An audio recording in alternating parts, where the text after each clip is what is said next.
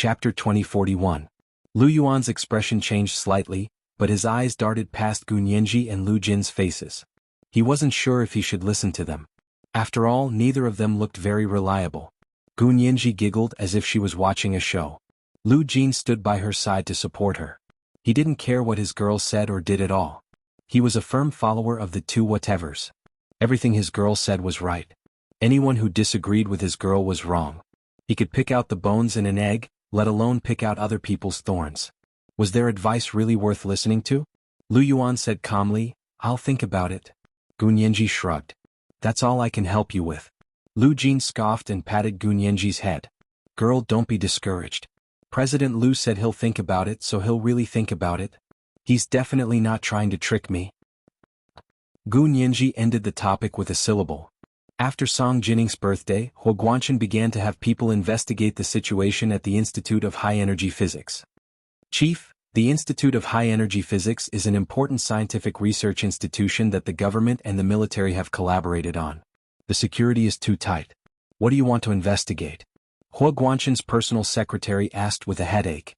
He knew that Huo Guanchen's ex-wife, Song Jinning, was the current director of the Institute of High Energy Physics.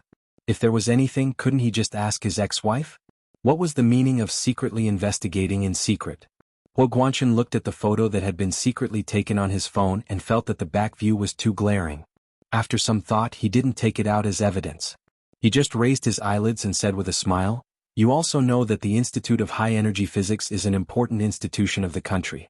It's heavily guarded, so check the political background of all the members of the Institute of High Energy Physics, including but not limited to the director of the Institute of High Energy Physics, professors, general scientific researchers, graduate students, administrative staff, security guards, and cleaners. Not a single one of them can be missing." As the director of the military's political department, it was the most justifiable move for him to check the political background of everyone in the Institute of High Energy Physics. "That's doable." Huo Guanchen's personal secretary's eyes lit up and he almost gave him a thumbs up. "Chief, you're so smart." He could tell that the chief still had lingering feelings for his ex-wife. Using this method to get rid of all the potential rivals in love near his ex-wife, it was really great. Huo Guanchen's personal secretary thought he understood the chief's state of mind and smiled mysteriously. "Don't worry, Chief. We will definitely turn the Institute of High Energy Physics upside down. Even a male mouse has to be investigated 3 generations of his ancestors and 5 generations of collateral relatives." Huo Guanchen stopped smiling and said sternly, "If that's how you feel, then don't investigate. I'll send someone else." Huo Guanchen. "Guanchen?" Huo Guanchen stopped smiling and said. "Guang." Hu Guanchen nod. "Guanchen Guang, yes. Chen Huo Guang. This is a Huai said. I Guing I Song, Hua Hua I Hua. I to long, the internet had the S had comma yang had to as the Chin long in. In the age of the internet, this information had long been scanned and entered into the database. Huo Guanchen's personal secretary, as the personal secretary of the director of the military's political department, had certain authority to access such a database. The personal secretary walked back and Huo Guanchen looked down at the photo on his phone. After a long time he deleted it. But a few minutes after deleting it, he went to the folder where he stored the deleted photos in his phone's album and restored the photo. He couldn't bear to delete it. He looked at the photo with a deep gaze. The personal secretary didn't understand his thoughts, so he wouldn't explain further. It was good to let him misunderstand that he was doing this for Song Jinning. And it wasn't a misunderstanding. After all, he was doing this for Song Jinning. He wanted to remarry Song Jinning and also wanted to find out the truth about the failed experiment. Sitting at his desk, Huo Guanchen opened an internal report on the accident that year. The person who represented the military in contacting Song Haichuan and Song Jinning had always been his older brother, Huo Guanyuan. He knew about Song Jinning from his older brother. At that time, he didn't know that this woman would become his wife and give birth to an outstanding son. When the accident happened 18 years ago, he was only a captain. His older brother, Huo Guanyuan, who was also Lu Yuan, was already a senior colonel. At that time he was already married to Song Jinning, and his child was already 12 years old. At first he didn't know what project they were working on.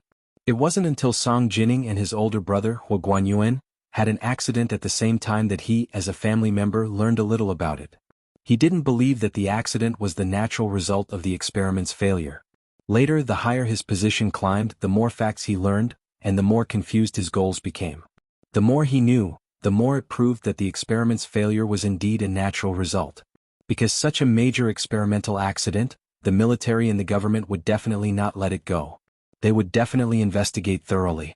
As his security level rose, those top-secret documents were placed in front of him one by one. The more he looked at them, the more he realized that he had indeed been overthinking back then. Now that even his older brother, who he thought had been sacrificed, had returned, his faith was almost shaken. Could it be that he was really worried for nothing? Or was that accident a trap to begin with? A trap to make his older brother disappear, so that he could appear in another identity? However, Song Jinning's biological father, once the most famous high-energy physicist in Wuxia, Song Haichuan, had really died in that experimental accident. He knew very well because he was the one who had buried Song Haichuan's body as his son-in-law and held a grand funeral for him. Apart from Song Haichuan, there were also many experimenters and soldiers from the military carrying out secret missions. All in all, there were hundreds of people. If the experimental accident at that time was really the natural result of the experiment's failure, then these people could still be said to have sacrificed their lives for science. The path of scientific development had always been a path filled with dangers and thorns. However, Huo Guanchen thought about it for a long time and still didn't think that it was a trap. Because he knew the military very well.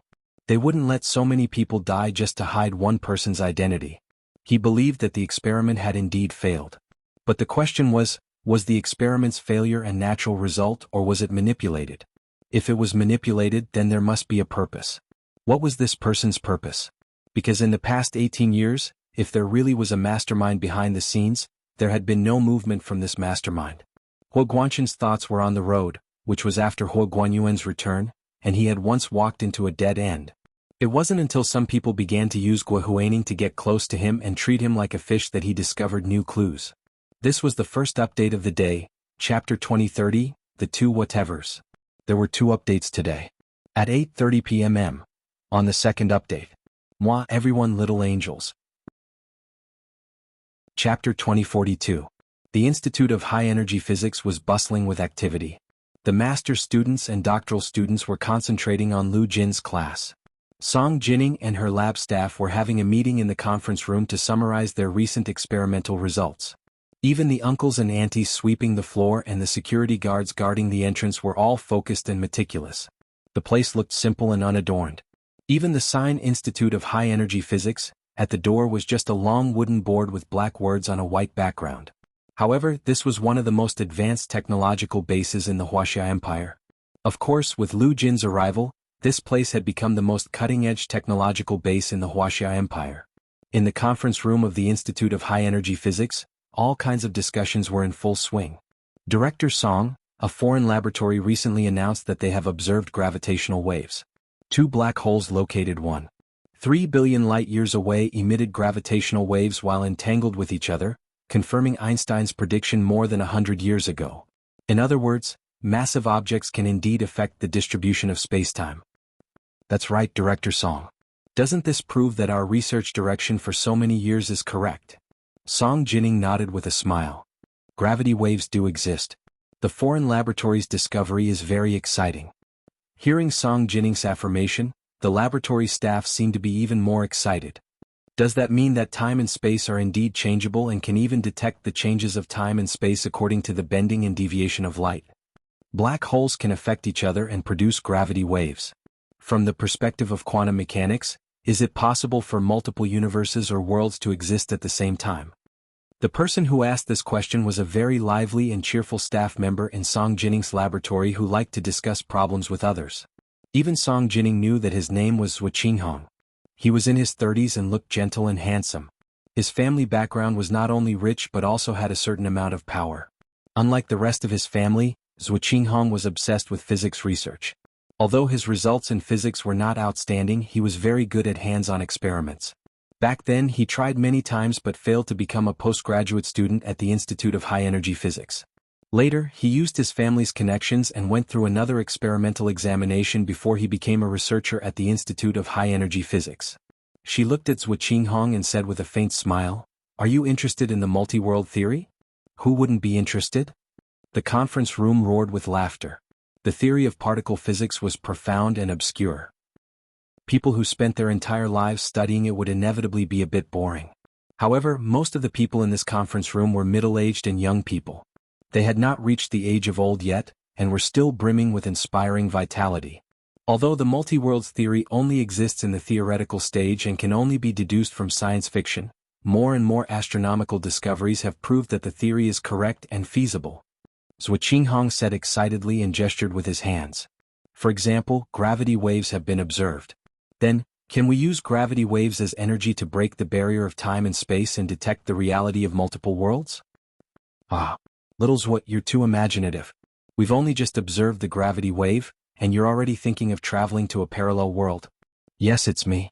As long as I see the photo of my favorite idol, I can immediately imagine which kindergarten our children will go to in the future. Yeah, I haven't bought the lottery yet. I'm already thinking about how to write my will. Otherwise, if I win the lottery, my children will fight over the inheritance. That would be quite a tragedy. Forget it. If you want to have children fight over the inheritance, shouldn't you have a girlfriend first? If you don't even have a girlfriend, how can you have children fight over the inheritance?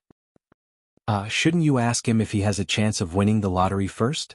Why are you talking about children fighting over the inheritance? Ha! I've been led astray by him. Song Jining pursed her lips and laughed as she listened to her subordinates jesting. The verification of the multi-worlds theory was top secret even in the Institute of High-Energy Physics. It was not something that an ordinary researcher would know. In the past year there had been a major breakthrough in magnetic field energy, but this breakthrough was based on the experimental notes left behind by Gu Xiangwen. And this Gu Xiangwen of course was not Lu Jin from the other world, but the Gu Xiangwen who was born and raised in this world and died in the submarine a few years ago. Therefore, only Song Jining and a few scientists from the military participated in the experimental verification. In the end, Song Jining was the only one who successfully used the magnetic field energy to activate the resonance of the magnetic field. However, now that she saw that her researchers were on the right track, Song Jining was still very pleased. Without Gu Xiangwen's research results, they would definitely have reached the right destination in the end. But she did not know how long it would take. Could be a few decades, a few hundred years, or even 1,000 years. This was because breakthroughs in cutting-edge scientific research relied on people, genius scholars. And the probability of such a genius scholar appearing was too low. There was an Einstein abroad, and the theory that he had proposed more than 100 years ago was still being discussed and verified. And Gu Xiangwen, the most powerful genius scientist of his generation in Wuxia, had been killed at the age when he was most likely to produce results. Song Jining's mood sank again when she thought of Gu Xiangwen, who had been hunted down by the Japanese and whose last family had died a violent death. She sat in the laboratory, listening to the heated discussion of the researchers, but she did not hear a single word. It was not until someone knocked on the door that everyone's imagination was interrupted. Is Director Song here? Song Jining came back to her senses and looked up to see Lu Jin standing at the door with an unhappy expression. Her mood immediately improved. The Gu Xiangwen on this side was gone, but the Gu Xiangwen in the other world was even more powerful. And he was willing to stay in Wuxia. She stood up. Professor Lu, is your class over? Do you have time to discuss it with everyone? Lu Jin scoffed. I'm afraid that discussing it with these people will lower my IQ. He pointed at the experimenters in the conference room and said disdainfully, their brains are a little smaller than those who write novels. Their logic is a little worse than that of real physicists. Director Song, if you deal with these people every day, it will affect your way of thinking. The people in the conference room were a little embarrassed, but they were used to Lu Jin's frequent mockery. In the entire Institute of High-Energy Physics, Song Jining was the only one who had not been mocked by Lu Jin in person. Thinking of this, everyone calmed down and no one was particularly angry. Only Zhuo Qinghong's eyes lit up. He went up to him and said, Professor Lu, do you know that the foreign laboratory has recently observed gravitational waves? Can you discuss it with everyone? Lu Jin glared at him. Gravitational waves exist to begin with. What's so strange about observing them? If you have the ability, simulate gravitational waves in the laboratory yourself. The conference room was instantly filled with researchers kneeling on the ground. Do you think our laboratory is space? You're still simulating gravitational waves in the laboratory? Are you going to create 2 black holes too? No one said anything, but the look in their eyes made it clear. Lu Jin glared at them. What? You don't believe me? Do you want me to? Okay, Professor Lu, I have something to tell you. It's about Nianji. Song Jining quickly stood up to smooth things over and pulled Lu Jin away. Lu Jin followed Song Jining into her office with a sullen expression. He muttered, "Humph. What's so great about a bunch of old men in their 70s and 80s observing gravitational waves? I observed it with my own telescope when I was less than 10 years old." This was the second update of the day, Chapter 2031, Young Geniuses Have Been Born Since Ancient Times. There were 2 updates today. Moi all the big shots and little angels. Chapter 2043. After walking into Song Jining's office, Lu Jin closed the door behind her and immediately asked, "What happened to Nianji? You want to talk to me alone? Did something happen to her?" Song Jining turned around in surprise. No, why would Professor Lu think that? But you were the one who pulled me in just now and said you had something to tell me about Nianji. Lu Jin looked at her suspiciously. You know how nervous and important I am to my girl. I know. Song Jining walked to her desk and sat down, thinking about how to smooth things over. She had just said that it had something to do with Nianji. She was just looking for a topic to quickly take Lu Jin away. Song Jining was actually not good at dealing with people, but she was different from Lu Jin, who had a severe interpersonal disorder. She at least had the kindness and magnanimity of a woman. She usually wouldn't take the initiative to make things difficult or mock others. Of course, she also knew that if someone else had said those words, they would definitely be making things difficult or mocking her. However, when it came from Lu Jin's mouth, it was the truth. She had no choice but to accept it. She had pulled Lu Jin away because she was afraid that he would say too much and say something that was too advanced. Sitting in her office, Song Jining rubbed her temples. She had a headache. Lu Jin's personality didn't seem to be suitable to be a professor. Because he was too smart, his learning process was different from that of ordinary people. This made it very difficult for him to become a successful educator. Moreover, those masters and doctoral students, even if they were already top scientific researchers and the best in the eyes of the public, were still not enough in Lu Jin's eyes. He was actually suitable for special research, all kinds of inventions, and then show the results to others for everyone to worship. Teaching and educating people was not his style. Lu Jin sat in front of Song Jining. Seeing her troubled expression, he understood. He shrugged nonchalantly and said, "If Director Song thinks I've made too many enemies for you, you can fire me." He wasn't worried about work or money. Song Jining saw that he had misunderstood and said, "Professor Lu, don't say that. Why am I worried that you'll make enemies? What are you talking about?" She continued without hesitation, "Professor Lu's enemy is my enemy. Whoever goes against Professor Lu is going against me. Do you still have to doubt my admiration for Professor Lu?" Lu Jin beamed when he heard this. He gave Song Jining a thumbs up and said rudely, "You have good taste. Director Song is a true genius scholar." Praising him meant that he had a good eye. This person was really too conceited. Song Jining was amused by him. She decided to tell him directly, "Professor Lu is right. The people in the institute aren't that great. It's a waste of time for you to teach them." Lu Jin nodded repeatedly. "It's a waste of time, but I have nothing to do recently. I have to live even if I don't waste time. If I can help Director Song with a few lessons, I'll treat it as helping the poor." Well, he even knew about poverty alleviation. It was obvious that he had too much time. Song Jining didn't know whether to laugh or cry. She said softly, "Professor Lu, this isn't the main point. The main point is that I'm worried that you'll be provoked and reveal your true abilities. Your true level has far surpassed our era. It's not suitable to show it to the public." Lu Jin raised his head proudly. "My research is indeed not suitable to be shown to the public. They will be scared." "Yes, so why don't you be the chief scientist of our Institute of High-Energy Physics in the future? I'll apply for an unlimited budget for you, and you can do whatever research you want."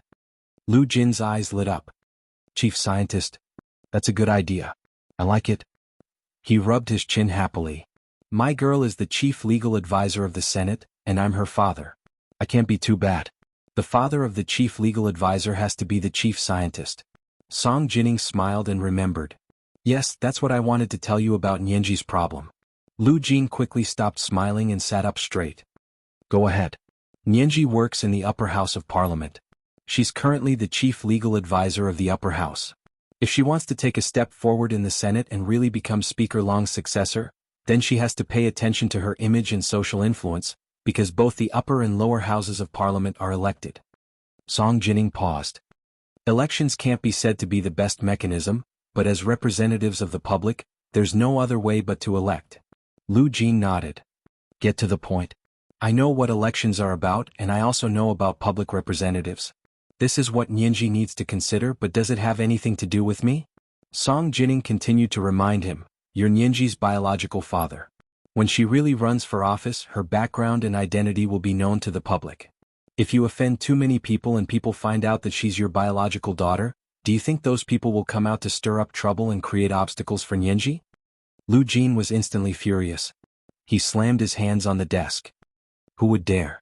Whoever creates obstacles for my girl, I'll teach them a lesson. Give them a taste of their own medicine. Whether it's stirring up trouble or spreading rumors, let those people try. If I don't overturn those people's assets, I'll break off my father-daughter relationship with my girl. Song Jining, it seemed like he was serious. He had even said break off their father-daughter relationship. Song Jining instantly had a better impression of Lu Jin. A person who loved his daughter so selflessly and was a genius scientist that no one could hope to reach. This kind of person was a true dragon among men. She regretted using such words to persuade Lu Jin, so she quickly said sincerely, Professor Lu, I was wrong.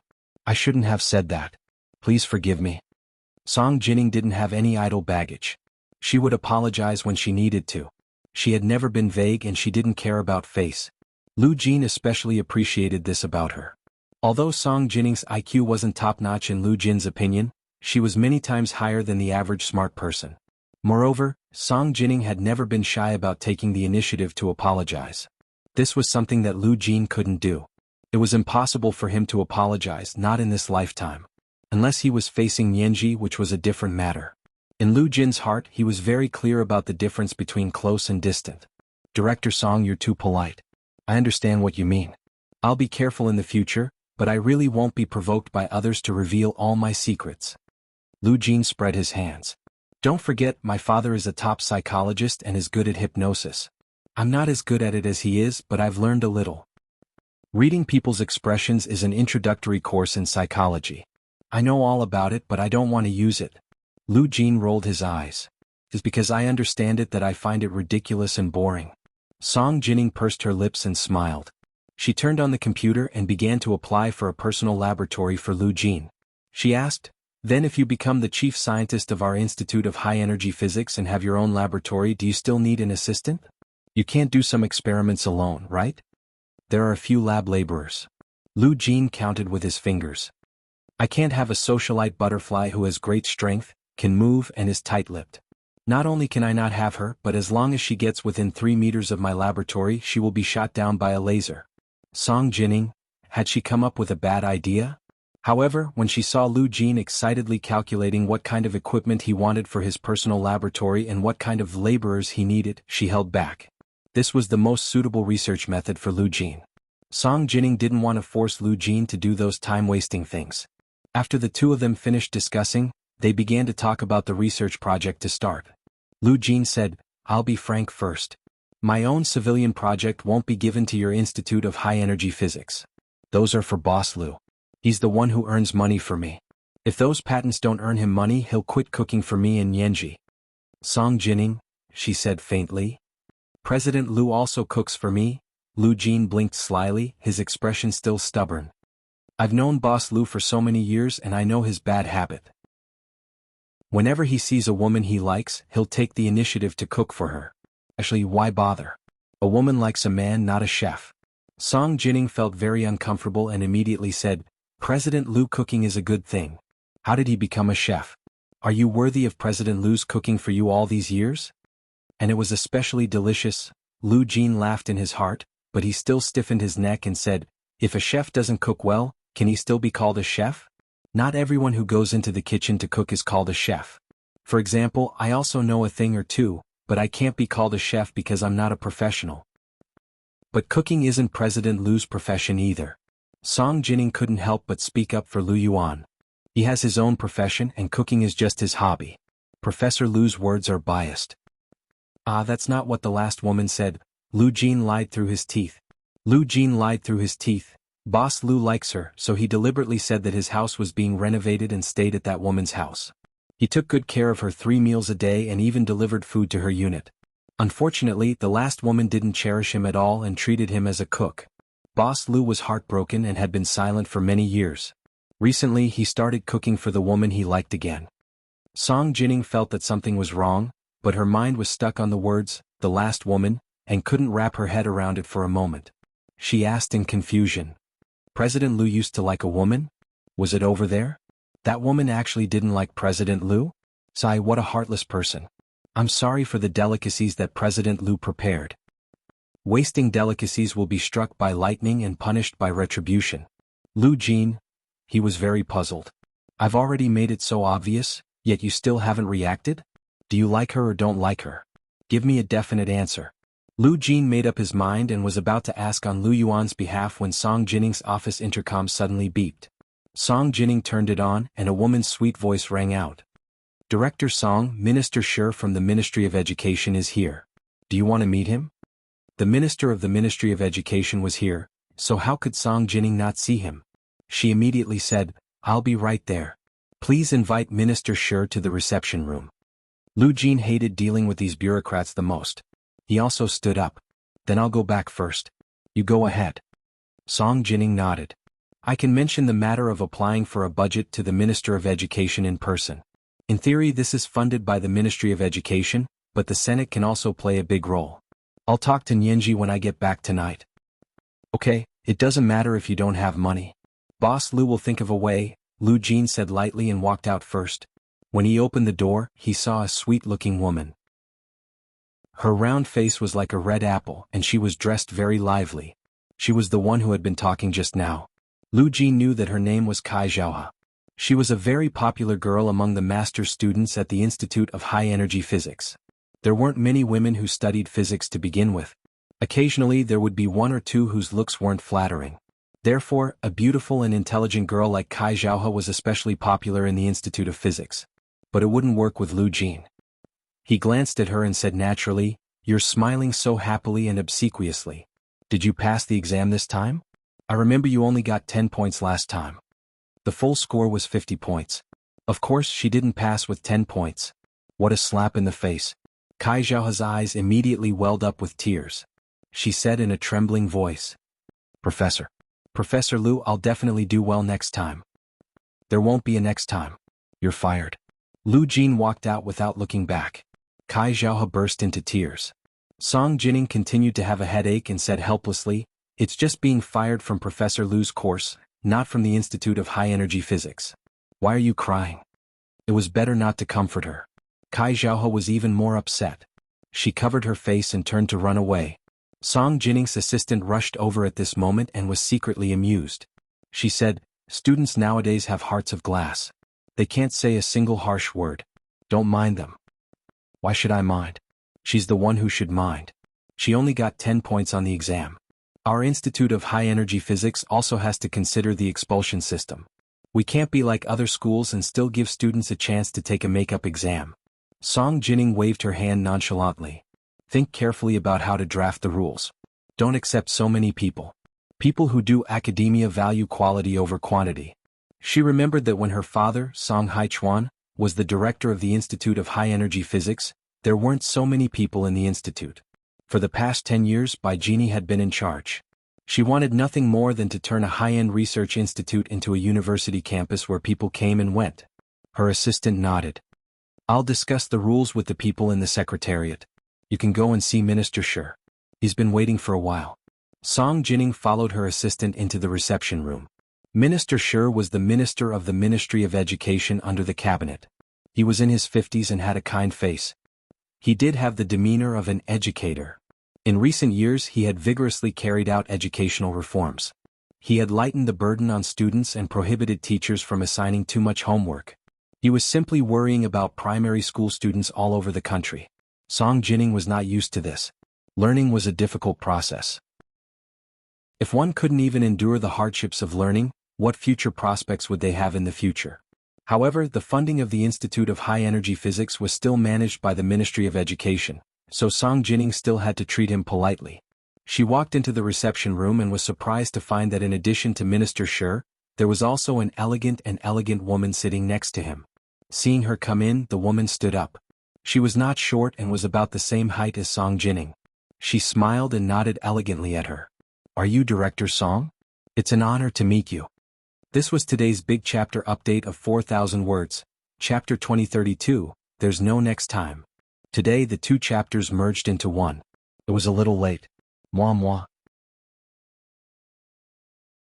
Chapter 2044. Song Jining had never seen this woman before. Minister Shi introduced her with a smile. This is Ms. Yuan Jianan. She's the heir to Chile's Yuan Group. Chile is a country that's rich in minerals. Ms. Yuan's family controls almost 80% of Chile's mineral resources. She really does have a mine in her family, ha. Song Jining smiled and nodded at Yuan Jianan. Hello, Ms. Yuan. She sat down in the guest room. Yuan Jianan gracefully sat back next to Minister Shi and asked in surprise, Director Song is so young and beautiful, but she's the director of such a high-tech research institute. That's amazing. Her Chinese was very accurate, but because it was so accurate, it was obvious that she had put in a lot of effort to learn it. It wasn't her mother tongue since she was a child. Song Jining smiled and said, Could it be that in Ms. Yuan's heart, being young and beautiful and being the director of a high-tech research institute can't coexist? That's not what I meant. I'm just lamenting that Director Song is the kind of beauty who can clearly rely on her face to make a living, but has to rely on her talent. Yuan Jianan said humorously, You're the most beautiful Chinese woman I've ever seen. With your looks, you can instantly beat those superstars who boast about their beauty. You flatter me. Song Jining sized Yuan Jianan up carefully. It could be seen that Yuan Jianan had also taken good care of herself. Her skin was smooth and delicate, with a soft pearl-white glow. Her eyes were as clear as spring water, and she had a pair of naturally willowy eyebrows. She had a small nose and her lips were a little dark, so she used matte lipstick. When she smiled, she looked gentle and beautiful. However, it was obvious that it was a superficial skin care, which was completely different from Song Jining's gene-level youthful glow.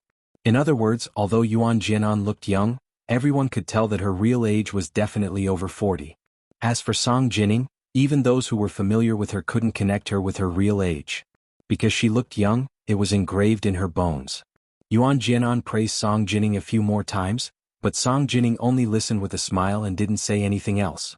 Yuan Jianan's mouth was dry after talking for a long time, so she could only look at Minister Shi awkwardly. Minister Shi sat between the two beauties, feeling unreal as if he had become a handsome man. After being glanced at by Yuan Jianan, he came back to his senses and said with a smile, Director Song, it's like this. After our trade war with the United States, many raw materials and mineral resources from the United States were put on the tax increase list. However, the country is already prepared. They have already found large suppliers of agricultural products and mineral resources in South America. Ms. Yuan is one of the best of them. She heard that our country treats foreign businessmen very well, so she returned to China to investigate for a few months. She felt that the domestic environment is very suitable for her family to expand into new fields, so she decided to invest in our country. She also wants to find a research institute to cooperate with. She wants to hand over some of the problems that require technological breakthroughs to our country's research institute. The Hara Corporation will provide the money, and we will provide the manpower. Song Jining shook her head. Minister Shi, our Institute of Physics doesn't lack money, and we don't do industrial-level technical research. Ms. Yuan has come to the wrong place. You can introduce our country's private enterprises to Ms. Yuan. She will definitely be able to find a good partner. Yuan Jianan didn't expect Song Jining to reject her outright. She said regretfully, I see. Actually, I also want to contribute to China's scientific research. Since Director Song isn't interested, Minister Shi was a little anxious. He quickly said, Director Song, aren't you applying to the cabinet for funding? Your Institute of High Energy Physics is a subordinate institution of our Ministry of Education. The Cabinet Budget Committee has transferred your funding application to our department. To tell you the truth, this year's budget is a little tight. Our policy now is to encourage subordinate institutions to mainly raise their own funds, and the department's funding is secondary. Song Jining looked disapproving. You can say this to other institutions, but you can't say it to our Institute of High Energy Physics. Even if your entire department's budget is cut, you still have to allocate funds to our Institute of Physics. This is not negotiable. She actually didn't give face to Minister Shi in front of a foreign guest. The gentle smile on Minister Shi's face couldn't hold on any longer. Director Song, you must be joking, right? Minister Shi blinked. The balding parted hair on his head was shiny. This year, the budget of all the cabinet departments has been cut. Are you making things difficult for me? Song Jining couldn't talk to Minister Shi about the budget in public. She raised an eyebrow. This is your problem, not mine. If there's nothing else, I'll be taking my leave. Her time was already very tight. Other than experiments, the only thing she could spare time to do was to apply for funding. Now this Minister of Education actually dared to tell her that the Institute of High Energy Physics funding would be cut. It was really the biggest joke in the world. Yuan Jinan saw how tough Song Jining was and didn't continue to insist. She smiled and nodded. I didn't think it through. Actually, I have also contacted several engineering universities. They are all very interested. Since Director Song's Institute of Physics doesn't need it, then forget it. She stood up gracefully and reached out to Song Jining again. Director Song, see you again if fate allows it. Song Jining raised her hand and said with a smile, I didn't wash my hands after the experiment. I'm sorry I can't shake hands with you. But don't worry, you will definitely find a good partner. I hope you can invest in industries in China. The conditions will definitely be better than in Chile. Yuan Jinan could only withdraw his hand and said embarrassedly, Thank you for your kind words, Director Song. Sorry for disturbing. She nodded slightly at Song Jining and left the reception room in a hurry without waiting for Minister Shi to get up. Minister Shi stood up and whispered to Song Jining, Director Song, I'm not lying to you. This year's funding is really very tight. Our department has been holding frequent meetings recently to discuss the funding of the institutions under the Ministry of Education. Why did you refuse? Ms. Yuan can really provide a lot of funding. Song Jining said with a smile, This is a problem for you to consider, but our Institute of Physics is not an ordinary institution. We have special rules that even private enterprises can't cooperate with us, let alone foreign investors. Really? Minister Shi took out a handkerchief and wiped the sweat on his forehead. But this year's funding is really not easy to approve. If the ministry really doesn't have the money, then forget it. If there is and they don't want to share it with us, I must talk to the cabinet and the Prime Minister. Song Jining said with a hidden meaning, Why don't you ask Prime Minister Bai and see if he agrees with your approach? Minister Shi did not dare to ask Prime Minister Bai. He hurriedly said, Director Song, don't worry. We will cut anyone's funding but not your Institute of High Energy Physics. I just wanted to give you a chance to generate income. Who would complain about having too much money? Right? But to be honest, this year's funding shortage is a common phenomenon. Even the cleverest housewife can't cook without rice. If there isn't even rice, how can we share it? Is that so? Song Jining did not really believe Minister Shi's words. Seeing that Minister Shi softened when he heard that she wanted to talk to Prime Minister Bai, she said meaningfully, Minister Shi, don't bring strangers to our Institute of High Energy Physics in the future. The security here is very tight. Okay. I was kind enough to help you today. If you don't appreciate it, then forget it. Why threaten me? Minister Shi glared at Song Jining angrily and left in a huff. Song Jining looked at Minister Shi's back and frowned. What's this Minister Shi's name again? Shi Leji. Her assistant said faintly next to her. This was today's first update, Chapter 2033, Shi Leji. Today's second update. At 8:30 in the evening. Moi big shots, little angels.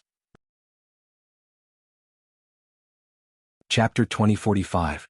Song Jining snorted, but she didn't complain in front of her subordinates. She only said, Find out the funding applications for our Institute of Physics and count them. See how many of them haven't responded yet. If they exceed the time we requested, prepare a memo and send it directly to Prime Minister Bai and Speaker Long. Also, forward a memo to General G of the military and Chief Gu of the Senate. How dare he touch the funds of the Institute of High Energy Physics? This Minister of Education really lived up to his name. When Song Jining returned to her office, she passed by a small classroom and heard someone talking. She glanced inside and found that it was Wuxia comforting Kai Zhaohe, who was crying his eyes out. This was the master student who had just been rebuked by Lu Jin, and she was still crying. Song Jining frowned. She was seriously considering whether the Institute of High Energy Physics should cancel the enrollment of master students and only recruit PhD students and postdocs. This way he would be older, more mature, and more resistant to pressure. Only exceptional geniuses would be accepted as an exception. With this thought in mind, Song Jining returned to her office and began to draft new articles and documents. As Wuxia caught a glimpse of Song Jining's figure walking past the door from the corner of his eye. He knocked on the desk with a headache. Zhaohe, what problem can you solve by crying like this? Why don't you think about how to make up for your grades? Why don't you just pass the next test? But that Professor Lu's questions are tricky and harsh. He even tests things that aren't in the textbook. Zhuo Qinghong frowned. Professor Lu is very good. How can the textbooks compare to him? Didn't he find a lot of mistakes in the textbooks? Kai Zhaohe choked and shouted, I'm just a student. I only know how to study the textbooks. If he says he's wrong, then he's wrong. If he's so capable, why doesn't he go compile textbooks? Showa, you're a master student now, you can't always mention textbooks. Zhuo Qinghong stood up. He felt that he had already done his best. Learn to think independently and listen to Professor Lu's lectures. If you don't cherish this precious opportunity, then don't go to Professor Lu's lectures. These words touched Kai Zhaohe's sore spot. She had just stopped crying, but she started wailing again. But I've already been expelled from Professor Lu's class. They didn't even give me the chance to retake the exam. Zhuo Qinghong rubbed his temples and left the small classroom without saying anything. On the first Friday of December, the first snow fell in the imperial capital. The first snow was sparkling and translucent. It fluttered in the air and enveloped the bustling imperial capital in a thin layer of snow. Gunyanji woke up in the morning and opened the windows to see the snowy scenery outside. She was overjoyed. Aku, let's go to the snow. Aku jumped up from his soft little kennel, barked and ran out with her. Gunyanji was wearing a former Soviet military-style white mink fur cap that covered her ears. For the convenience of running, she did not wear a knee-length coat. She only wore a dark blue glossy short down jacket from Moncler. It was energetic, warm and particularly valiant. It matched perfectly with the white mink fur of the Soviet military uniform on her head. Holding Aku's leash, she ran out the door. Gunyanji saw Yin Shixiang and Zhao Liangzi running back and waved at them with a smile. Brother Xiong. Brother Zhe. Good morning. Nianji, good morning. Yin Shixiang and Zhao Liangzi greeted her together. Zhao Liangzi also greeted the short-legged little corgi, Aku. Aku, you've gained weight again recently. Look at your fat body. You're a disgrace to military dogs. Aku seemed to understand what he said and pounced on him to bite him. Gunyanji quickly pulled the leash and shouted, Aku, shut up. If you bite again, I'll put a chew on you. Only then did Aku stop in his tracks. He didn't really bite. He only bared his teeth at Zhao Liangzi. Zhao Liangzi and Yin Shixiang laughed and nodded to Gunyanji. They walked past her and returned to Hua Xiaoheng's official residence. The members of the Special Operations Forces who had finished their morning exercises returned from running in 2s and 3s. They all nodded to Gunyanji and occasionally exchanged a few words. Gunyanji was in a good mood. Her little face was flushed and her lacquered eyes were sparkling. It was becoming more and more difficult to look away. The morning at the Special Operations Forces headquarters was so lively and bustling. After Hua Guanchen woke up in the morning, he went to the study to familiarize himself with the information for today's meeting. It was all prepared by the personal secretary for him and placed in the study. He only needed to look through it once. It was originally just a daily operation, but when he saw that the secretary had mixed in a report on the military budget, he raised his eyebrows in surprise. The political department didn't care about the budget, but the military's budget was also subject to political review. Therefore, before the final approval, all the application reports that had passed the budget review would be sent to the political department for final political review. He actually saw an application from the Institute of High Energy Physics among the application reports from the various military agencies. He quickly pulled out the application and read it. It turned out that Song Jining had applied for funding for Lu Jin's personal laboratory.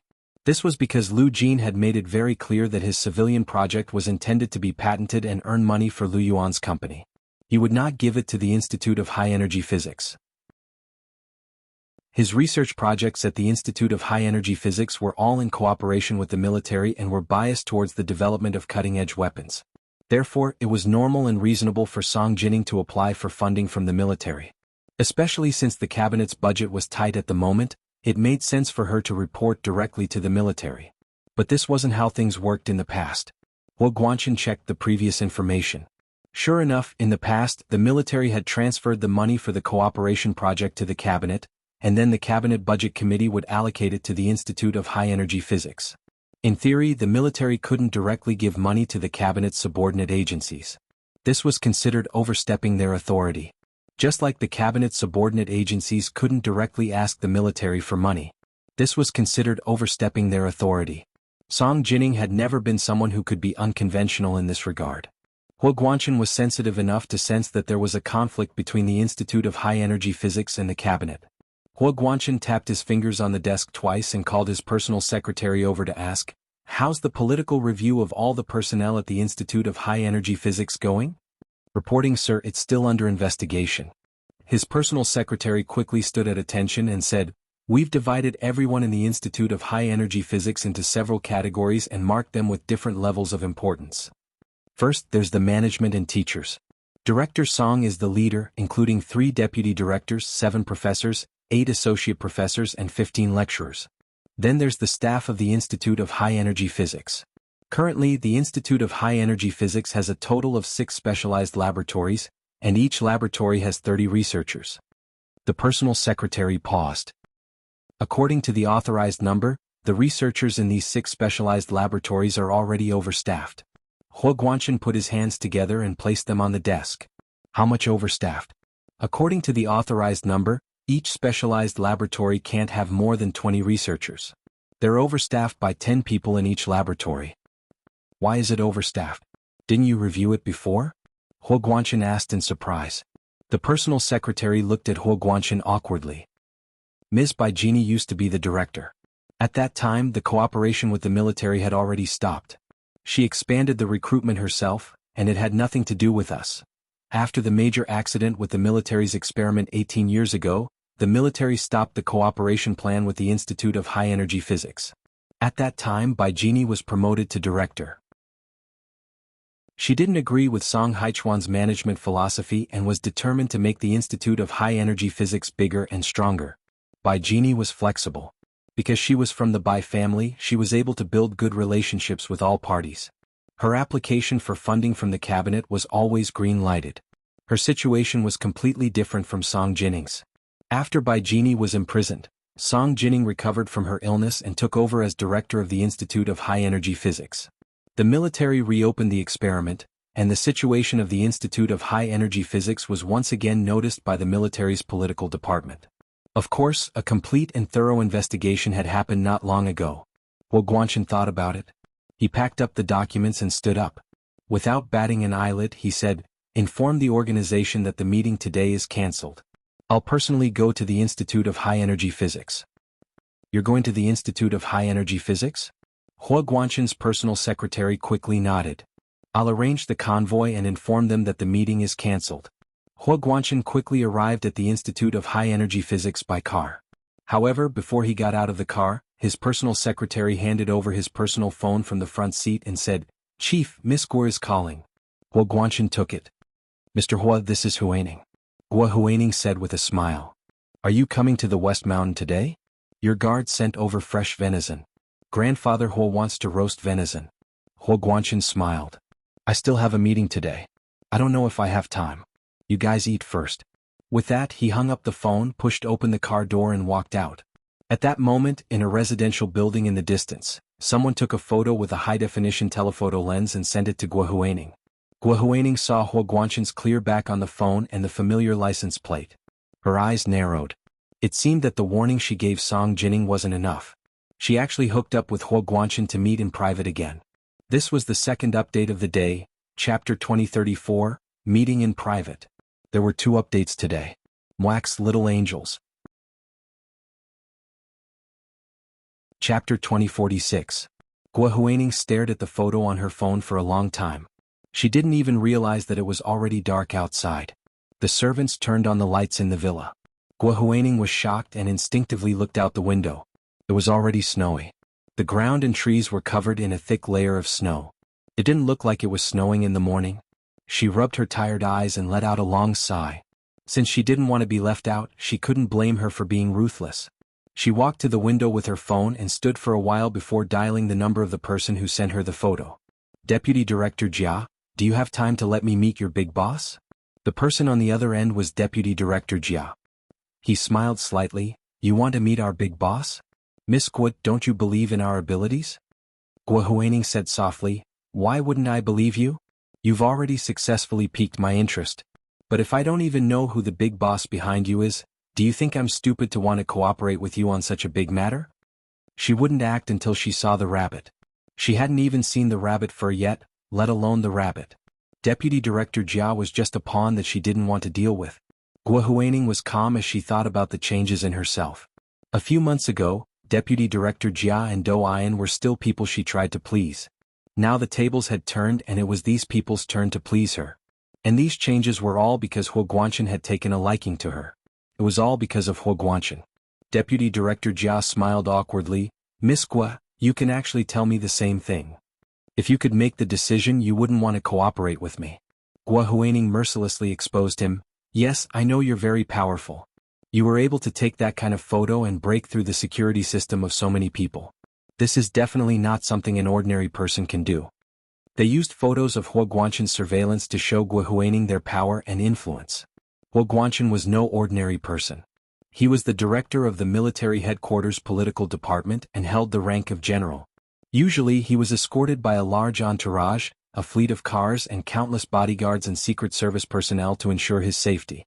It was almost impossible to approach him. Guo Huaining could tell that the photos had been taken with a telephoto HD lens. In other words, although these people were tailing Huo Guanchen, they didn't dare to get close to him.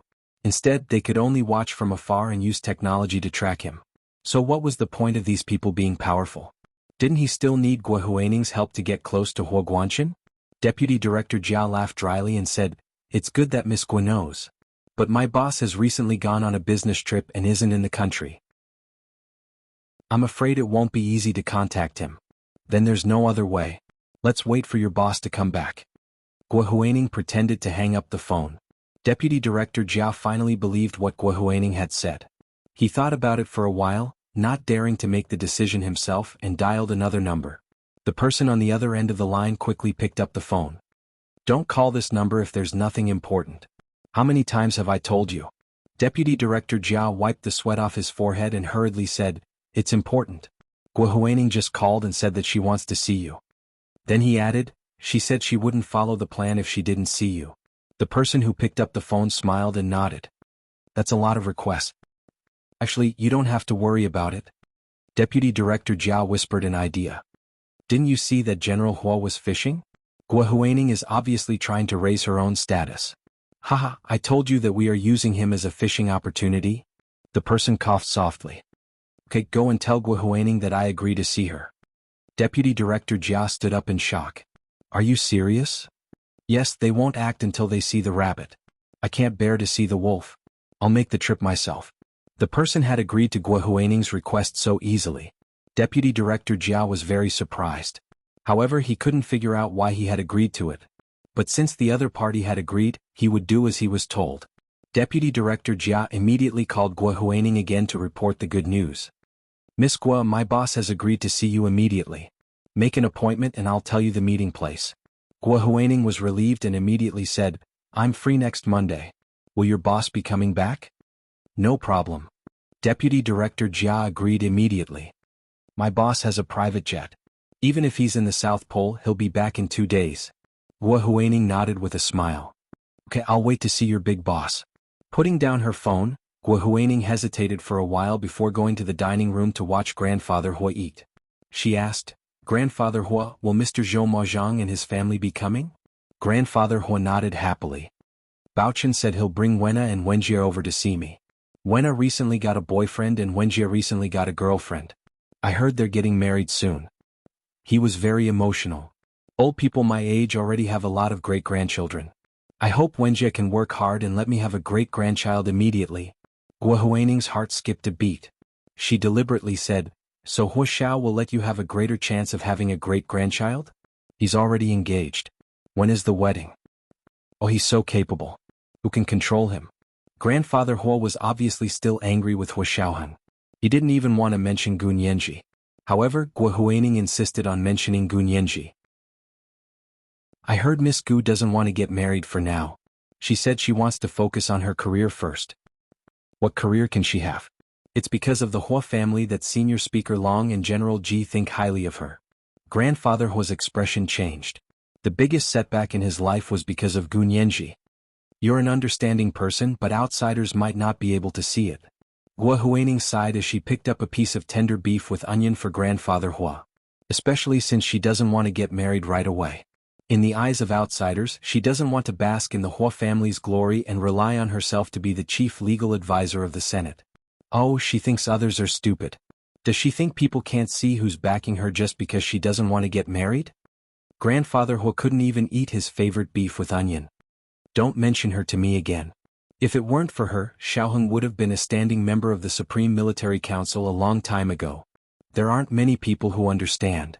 Gua Huaining casually comforted Grandfather Hua as she said, "It's snowing outside today, so it'll be difficult to walk up the mountain tomorrow.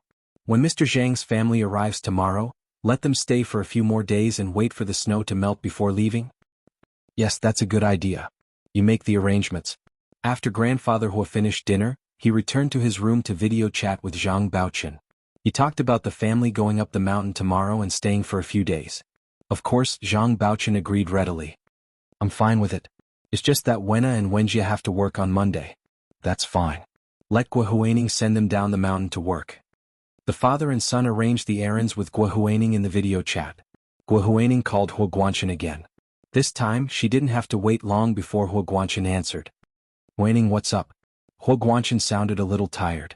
Gua Huaining was very worried and whispered, Mr. Hua, are you done with your meeting? The venison here is getting old. Hua Guanchen chuckled quietly. You guys eat first. I'll see if I'm free to go up the mountain tomorrow. Okay, I'll wait for you. Gua Huaining said gently and immediately hung up. She seemed worried that Hua Guanchen would reject her. Hua Guanchen watched her hang up before asking his personal secretary, Are you sure? Gua Huaining has an appointment with the big boss over there? This is today's first chapter, Chapter 2035, Don't Release the Falcon Without Seeing the Hare. Today is Monday again, my dear friends. Recommendation votes. It's 2 o'clock today. At 8:30 p.m. the next night. Moi, everyone, little angels. Chapter 2047. Hua Guanchen's personal secretary nodded seriously. Yes, the surveillance found out. They called to confirm and asked Miss Gua to pick the time and place. Then what time did she pick? Hua Guanchen asked calmly. The other party said that their big boss would be returning immediately, so Miss Gua picked next Monday. Mondays were usually Hua Guanchen's busiest time. Besides, he had already promised to visit Grandfather Hua this weekend, so he definitely wouldn't be going back on Monday. Hua Guanchen smiled sarcastically. Okay, Monday it is. Send more people to keep an eye on them and remember not to alert them. It snowed for an entire day and night in the imperial capital. Hua Guanchen had planned to visit Grandfather Hua at the West Mountain Villa the next day, but because of the heavy snow, his motorcade couldn't go. He could only call to ask. Gua Huaining wasn't disappointed, but when Hua Guanchen said sorry, she immediately felt better. She smiled and said it was fine, then set up a time to meet again. Although Hua Guanchen said it was the time to visit Grandfather Hua, in Gua Huaining's heart, it had already become a date with her. At noon, Zhang Baochen actually brought Zhang Wenna and Zhang Wenjie to the West Mountain Villa. Looking at the snow stains on their legs that almost reached their knees, Gua Huaining was both emotional and gratified. She smiled and said, You're finally here. Grandfather Hua has been talking about you all morning, and I thought you wouldn't come. Zhang Baochen smiled and changed his shoes at the entrance. How could I not come? I said I would come, so I will definitely come. When he saw Grandfather Hua, he was even more touched and happy than Gua Huaining. He said loudly, They said the snow was too heavy to come, but how could you come? It all depends on whether you have the heart or not. Zhang Baochen knew Grandfather Hua very well and smiled when he heard this. Dad, who are you talking about? Who else? It's your second brother. Grandfather Hua laughed. He actually called me this morning and said he couldn't come because the snow was too heavy. Gua Huaining quickly explained on Hua Guanchen's behalf. Sir, it's not that General Hua doesn't want to come, but it's inconvenient for him to travel. He can't come like Mr. Zhang. The entire motorcade. As she spoke, she looked at Zhang Baochen and gestured. What do you think, Mr. Zhang? Zhang Baochen laughed awkwardly and said sourly, That makes sense. Second brother's status is different. He's a general, so of course he'll be surrounded by people when he goes out. Unlike us, who parked our cars at the temporary parking lot at the foot of the mountain and climbed up on our own two legs. On the side, Zhang Wenjie said in a daze, Actually, the mountain road has already been swept. It's really not easy to have snow-sweeping workers on such a remote mountain so early in the morning. Gua Huaining smiled and nodded. Yeah, this isn't an ordinary place. If we want to clear the snow, we have to do it here first. It's just that it's only the sidewalk, cars can't get on it. Grandfather Hua smiled and pointed at Gua Huaining. You have a glib tongue. You're afraid that I'll say something bad about Guanchen. Grandfather Hua, what are you talking about? Gua Huaining blushed and waved her hand shyly. She turned around and went out to instruct the chef to cook. Because the snow on the mountain had not been completely swept, it was too difficult for Zhang Baochen and the others to go up and down the mountain. Therefore, the three of them stayed at the West Mountain Villa for 2 days after arriving and only went down the mountain with Gua Huaining on Monday. At this time, the road on the mountain had already been swept. Gua Huaining drove Zhang Baochen, Zhang Wenna and Zhang Wenjie down the mountain to the temporary parking lot. When they arrived, Gua Huaining opened the car door and let them out. She smiled and said, "I'm going into the city to buy something. Help yourselves." Zhang Wenna asked curiously, "You need to go into the city to buy something? Can't you buy it online now?" Shopping was so tiring. As an otaku, she had long since disliked crowded shopping malls. Gua Huaining was stunned but quickly said, "There are too many fake goods online. It's better to go to a real store to compare the goods." Okay. Zhang Wenna could only nod. "Sister Huaining, you're a rich person. You can't compare to us." Gua Huaining smiled and drove into the city. After a weekend, the snow in the imperial capital had been swept clean. However, there were still many piles of snow on the roadside, waiting for the snowplows to be taken away. On Monday morning, the working hours had already passed. The imperial capital was not crowded. However, because the road was still slippery, it took her half an hour to reach the place where they had agreed to meet. Surprisingly, this person did not arrange to meet her at some high-end private place. Instead, they arranged to meet at the food stalls on the rooftop of an ordinary shopping mall. There were too many people here. Gua Huaining could not figure out why the other party would do this. However, the other party was a big boss with a private jet. If he didn't mind, why would she mind? Gua Huaining walked in with a Hermes platinum bag. The LV cashmere coat she was wearing did not fit in with the atmosphere here. She frowned and looked around. Suddenly, she saw a person who looked familiar. He was wearing a short gray cashmere coat. The coat was open, revealing a collared cashmere sweater. He wore a silver gray striped tie. He looked extremely elegant and handsome. Just like her, he also did not fit in with the environment here. Gua Huaining was very surprised. She did not expect the big boss behind the greasy middle-aged man, Deputy Director Jia, to be so young and so good-looking, and moreover, he could lower himself to sit at a place where the general public ate. He was like a bouquet of lilies that bloomed in the dust, untainted by even a speck of dust. However, seeing his calm demeanor and Duan Ning's behavior, Gua Huaining immediately recognized that this was the big boss. This feeling was not something that Deputy Director Jia, who deliberately pretended to be mysterious, could give her. She walked over with a smile and sat down in front of the man. She tapped her fingers on the plastic dining table twice. "Sir, I don't think this is the first time we've met." The man looked up at her. His voice was a typical baritone, humble and neutral. "Is that so? But I don't remember meeting this lady except for the photos." "Don't play dumb." Gua Huaining laughed. "The Fates Love restaurant near the Institute of High Energy Physics. At the time, you were eating with a particularly beautiful woman on the second floor by the window. Am I right?" At the time, the owner of the Fates Love restaurant had asked her to meet him. She was there and saw Song Jining in the ring that Huo Guanchen tried to give her from the surveillance camera. She had a very good memory, and because that day was special, she clearly remembered everything about that place, including the layout of the tables and chairs, and the people who were there. On the second floor of that restaurant, a man and a woman were sitting by the window not far away, following the path led by the green vines. The man was elegant and handsome, and the woman opposite him was mature and beautiful. They were a strange match. A mother and son sat in front of them on the left. The child was only 4 or 5 years old, but he was sitting in his high chair obediently. He did not yell like the other children. The child's mother was elegant and gentle. She was wiping the child's hands with a wet tissue. It was just a few people, but they were deeply embedded in her memory, just like everything that had happened that day. This man was the first person to enter her sight that day, so she naturally remembered him. "I didn't expect you to have already gone that day," Gua Huaining said thoughtfully. The man squinted his eyes and smiled. He said charmingly, "But Miss Gua brushed past me and didn't even look at me." This is today's second chapter, chapter 2036.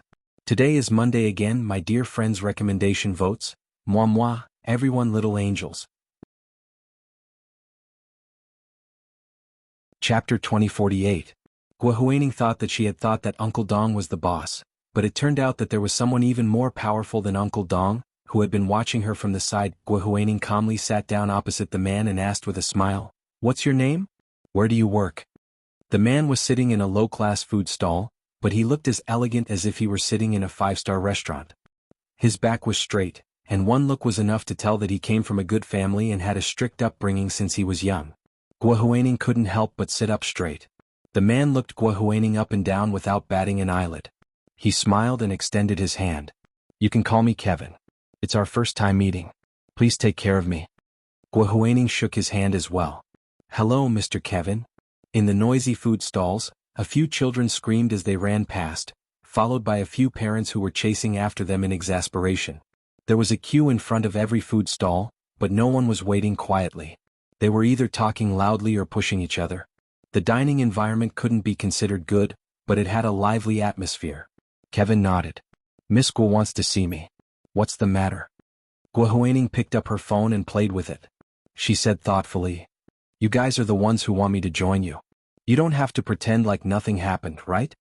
Kevin curled his lips and his slender eyes formed a charming arc. He said, "Miss Guo, do you agree to join us? Don't make it sound so bad." Guo Huaining shifted on the chair uncomfortably. "It's not like I'm going to do anything illegal." Kevin put away his smile. She was already at the point where she was afraid of being followed, yet this woman still had fantasies. He said calmly, "Miss Guo, it's important to know one's limits. If you don't use extreme measures, you won't be able to get what you want, not even in your next life." His words were so harsh that it was worse than a slap in the face. Guo Huaining felt that not only was her face burning, but her entire body was hurting. She stood up abruptly and wanted to leave immediately. However, when she saw Kevin's dark eyes that seemed to be able to see through everything, it was as if she had been immobilized. Her feet were rooted to the ground and she couldn't move a single step. Kevin's face was expressionless and he just looked at her without moving. The diner sitting next to them felt a little strange at this time. They looked at Guo Huaining and Kevin in surprise and muttered a few words as if saying, "If you want to quarrel, go home. Why are you quarreling in public?" Kevin looked at Guo Huaining for a while, then stood up slowly and said, "Since Miss Guo still hasn't figured it out, I'll leave first." He then turned around and left. Guo Huaining gritted her teeth. She didn't want to chase after him, but her feet seemed to have a mind of their own. Kevin knew that she was behind him, but he didn't stop. He maintained his normal pace and walked towards the elevator. Just as the elevator door was about to close, he didn't stop. She opened her mouth to speak, but Kevin put a finger to his lips and shushed her. He then pointed at the surveillance camera in the elevator. Guo Huaining understood and said nothing. To him. Huaining's Kevin that out. The two of them stayed silent until they got out of the elevator and walked to the sidewalk outside the building. Only then did Guo Huaining say, "Mr. Kevin, what exactly do you mean?" "I didn't mean anything." Kevin put his hands in his trouser pockets and shrugged. "As I said, it depends on what Miss Guo wants." He looked up at the rare azure sky in the capital, took out a pair of sunglasses from his pocket and put them on.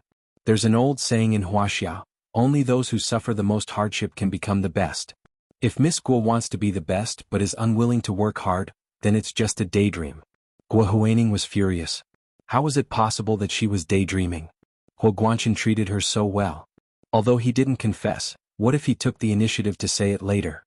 But she also knew that even though she had been by his side for several months, he was still indifferent. If she waited for him to take the initiative, she would probably have to wait until the end of time. Guo Huaining couldn't wait any longer. She was also afraid that Huo Guanqin would come back to her and remarry Song Jining. If that happened, all her efforts would be in vain. Her expression changed unpredictably. After a while, she finally said, "Then what do you want me to do? Don't tell me it's actually a crime?" Kevin snickered and glanced at Guo Huaining. "Miss Guo is no stranger to breaking the law. Why do you have to pretend to be innocent?" "I'm not interested in working with an ignorant older girl." "You're calling me an ignorant girl?" Guo Huaining automatically removed the word older from her mind, but she was still bothered by the word ignorant. "Yeah, if you haven't thought about it, then you don't have to." Kevin stopped by the side of the road as if to hail a cab. He turned back to look at Guo Huaining. "My time is limited and so are our human resources. I don't have time to waste with you, Miss Guo. Miss Guo, please find someone else."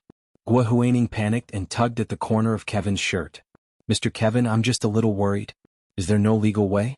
I just want to marry General Hua, and then things will be easier after that."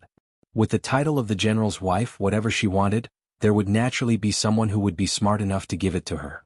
Why would she dirty her hands? She instinctively felt that in order to become Hua Guanshan's wife, she still had to maintain her innocence. She couldn't do anything wrong, or she wouldn't be able to pass the background check. Kevin turned around to face Guo Huaining. His gaze was deep as if he could see into her heart. He took a step closer and stretched out his index finger, almost touching Guo Huaining's chest. Miss Guo, no effort, no gain. The more you want to gain, the more effort you have to put in. Even these kindergarten children understand this.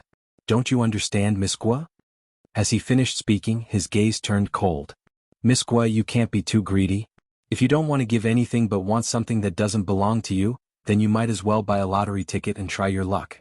Why do you have to plan and run into walls everywhere? Guo Huaining was very indignant. She sneered. Why don't you just say that you're not capable enough? Otherwise, how can others get so much without giving anything? Oh, I've never met someone like that before. Miss Guo, why don't you tell me? Gun Yanji. Guo Huaining blurted out. Her luck is even better than winning the lottery. But look at what she gave up. Why can't I do the same? So it's Gun Yanji? Kevin looked at her meaningfully. You could have competed with anyone else, but why her? She's the one who won at the starting line. Guo Huaining froze. Are you sure? How can Gun Yanji be the one who won at the starting line? Her background is much worse than mine. She was born an orphan in an orphanage. Wuxiao found someone to pretend to be her father so that she could be with him. You don't really think that Lu Gai is Gun Yanji's biological father, do you? At this moment, Kevin seemed to be very interested. His indifferent expression changed to one of interest. His dark eyes reflected the sunlight shining through the cracks in the trees, and the stars danced in his eyes, making his elegant and handsome face look even more lively. I didn't expect Miss Guo to be so familiar with Miss Gu's matters. Guo Huaining turned her head. Her fiancé is Guanshan's only son. How could I not know? We'll be a family in the future, and the relationship between a mother-in-law and daughter-in-law is the most difficult. I'm not that much older than her, so if she throws a tantrum, even I have to keep my distance. Kevin's smile widened. Looks like Miss Guo is determined to win General Hua's heart. If not, why would I look for you? Guo Huaining threw caution to the wind. I already know what you're up to, so let's see if you can help me. As long as I can successfully marry Guanshan, I'll owe you a favor. When the time comes, there's no need for that. Kevin interrupted her. I don't do things on credit. If Miss Guo can't pay me the price, then pretend I never came today. My people won't continue to interact with Miss Guo, and we'll say our goodbyes. As soon as he finished speaking, a normal taxi stopped by the roadside. Kevin opened the door and got in. After giving the driver an address, he closed the door and left. Guo Huaining didn't even have time to say a word before she watched him leave. She was extremely frustrated. She slapped the back of her head, thinking that she had been too indecisive. If she was indecisive, she would only get herself into trouble. Since she was already on board, why pretend to be innocent? It wasn't like she didn't know those photos were already an invasion of privacy. She was just pretending not to know. She clenched her fists and went to the parking lot to get her car. After getting in the car, she finally sent another text to Kevin. I'm on board. Kevin sat in the taxi and read Guo Huaining's text on his phone. His lips curled into a smile. The driver in front was actually Uncle Dong. He gripped the steering wheel with both hands and whispered, Sir, how did it go? Kevin didn't reply to Guo Huaining immediately. Instead, he put away his phone and said with a half smile, When I met up with Guo Huaining, there were at least 5 people secretly watching us. That General He really thinks highly of Guo Huaining. Uncle Dong laughed heartily. Sir, you're still the smart one. You walked into the tiger's den and still managed to escape unscathed. Kevin looked out the window and snorted. Guo Huaining is hesitant. Her personality is really not likable. She's also jealous of Gun Yanji and can't stand her. Her heart is higher than the sky, but her life is thinner than paper. She has the body of a servant and the life of a servant. She insisted on tiptoeing to be the daughter of a wealthy family. Uncle Dong said mercilessly. Serves her right to fall into the pit. Kevin nodded. She can't get off the boat. We can begin the operation. Uncle Dong drove the taxi around the imperial capital's traffic several times to shake off all the cars tailing them before driving back to their territory.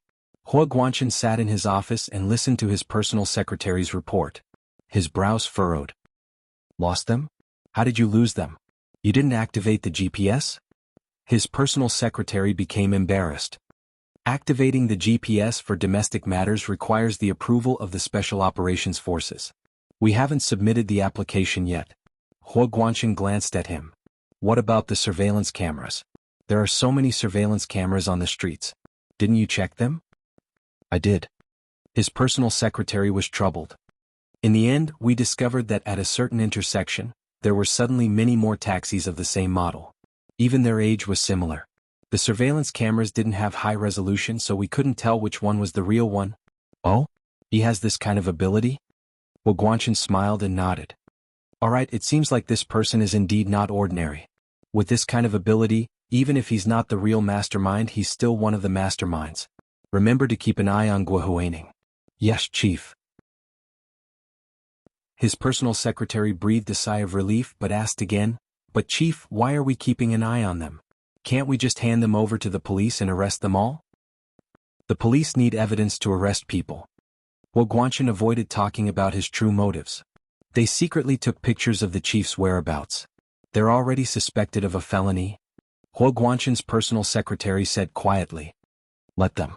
Huo Guanqin raised his hand nonchalantly. What's there to be afraid of when they're so far away? Otherwise, why would they take the bait? You can leave. Huo Guanqin's personal secretary sighed and turned to leave Huo Guanqin's office. After he left, Huo Guanqin looked up and stared blankly at the sofa area in the office. December was a holiday in the West.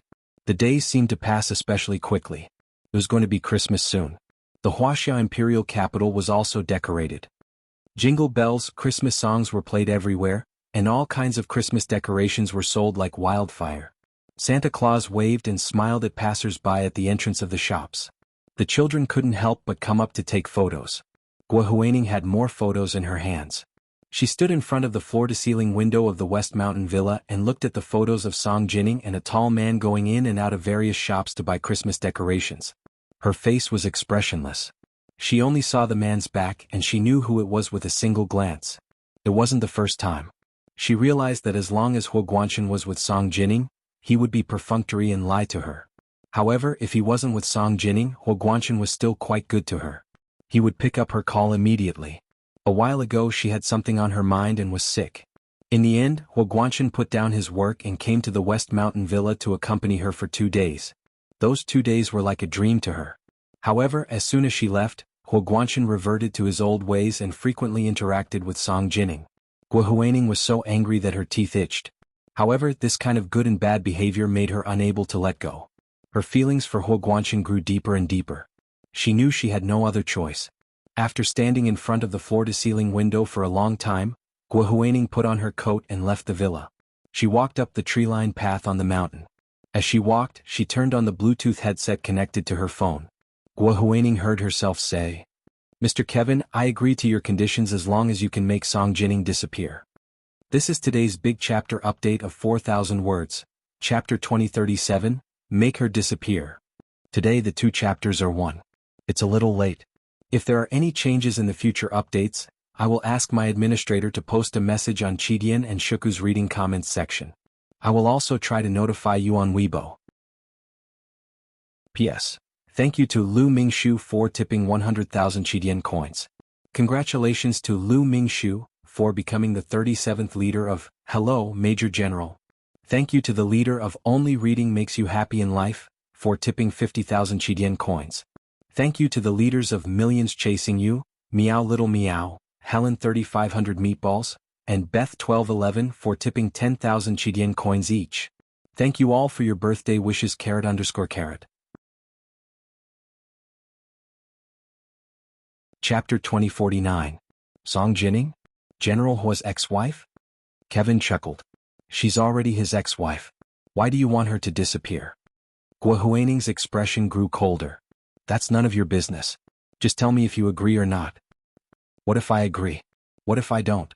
Kevin sat in the tea room of a high-rise apartment on the top floor of the 3rd ring road of the imperial capital. He slowly poured himself a cup of tea. The tea room was about 2 meters long and 1 meter wide. It was a very narrow strip. The paper door was low, so one had to bow when entering. There was a portrait of a monk sitting cross-legged on the wall behind him. It was simple and elegant. There was an ordinary straw mat on the floor. There was only a white porcelain vase and a dark red Jingdejun pottery pot on the ebony coffee table in front of him. He held the round teacup in his hand and lowered his head to take a sip. He was also wearing a Bluetooth headset and didn't have his phone with him. Guo Huaining was speechless for a long time. Yes, so what if she agreed? So what if she didn't agree? But she just couldn't take it lying down. At the same time, she had a faint premonition that if she really let Song Jining go, it would be difficult for her and Huo Guanchen to succeed. Even if she didn't know who her rival in love was, a woman's subconscious always had an inexplicable premonition and hostility. Guo Huaining puffed out her cheeks and clenched her fists in her pockets. Walking on the path in the West Mountains at dusk, she could see the setting sun through the sparse branches. It was yellow and hung on the ridge not far away, exuding the unique bleakness of winter. Kevin wasn't in a hurry. He blew away the green dust on his tea and quietly waited for Guo Huaining to speak. Guo Huaining walked to the end of the mountain path and watched the red sun in the distance sink below the horizon. Not a sound could be heard in the valley except for the chilly wind blowing through the treetops. She took a deep breath and looked down. It wasn't a bottomless abyss, but it was a bottomless cliff. Looking at the path ahead, the elegant and quaint villa was already lit up. The lights dotted the mountains at dusk, like an ethereal mountain in the clouds. That was the level she had worked hard to reach since she was a child. Guo Huaining finally said, "As long as you can make Song Jining disappear, I will only work with you in the future." He was tying the rest of his life to Kevin's group. Kevin chuckled again. "Okay. Miss Guo, since you've agreed, fine, I'll help you." Guo Huaining's clenched fists gradually loosened, and a smile reappeared on her face. But before she could smile, Kevin said, "But I have a condition." "What condition?" "You know Song Jining's status and the security around her. Making her disappear isn't something that can be done with just a few words," Kevin said rationally. Guo Huaining nodded. "That's why I came to you. If you don't have the ability, why should I cooperate with you?" Kevin laughed even harder. "Miss Guo, I don't think you understand that you're the one asking for our help, not the other way around. Besides, you're nothing now. You haven't even become Huo Guanchen's fiancé. What right do you have to negotiate with us?" Guo Huaining was caught off guard. She felt like she had been slapped in the face. Even her nose felt sour and she almost cried. "Don't go too far," she growled. "If you don't agree, then don't agree. Do you think I can't find someone else to cooperate with without you? Haha, go look for her then. I lose if you can find her." Kevin picked up the teapot elegantly and poured himself another half a cup of tea. His voice became cold. "Miss Guo, I don't think you understand that you're already on our boat. You want to leave? Dream on." "What do you mean? I didn't do anything. How did I get on your boat?" Guo Huaining was shocked. She turned around and leaned against the tree next to the cliff, hiding herself in the darkness. "You didn't do anything? Forget about anything else, just show someone the recording of our conversation today. You know what will happen." Guo Huaining's heart sank. Her eyes widened in shock. "You secretly recorded our conversation without my permission? That's illegal." Kevin spat out the tea in his mouth. He laughed so hard he almost cried. "Miss Guo, you already want to kill someone. Why would you care if someone illegally recorded your phone call? You have a serious double standard. When did I want to kill someone?" Guo Huaining refused to admit it. "I just want her to disappear in front of me. You have so many tricks up your sleeve. Is killing someone the only way to make someone disappear?" "Huh? Making her disappear without killing someone? What should I do then?" Kevin held back his laughter and pretended to be surprised. "There are so many ways. Do you still need me to teach you?" Guo Huaining sneered. "Sell her to Southeast Asia. Although she's old, her beauty is incomparable to ordinary beauties.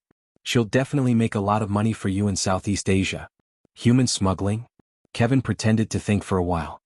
"It doesn't seem impossible. We have smugglers who do this, but what price can you afford?"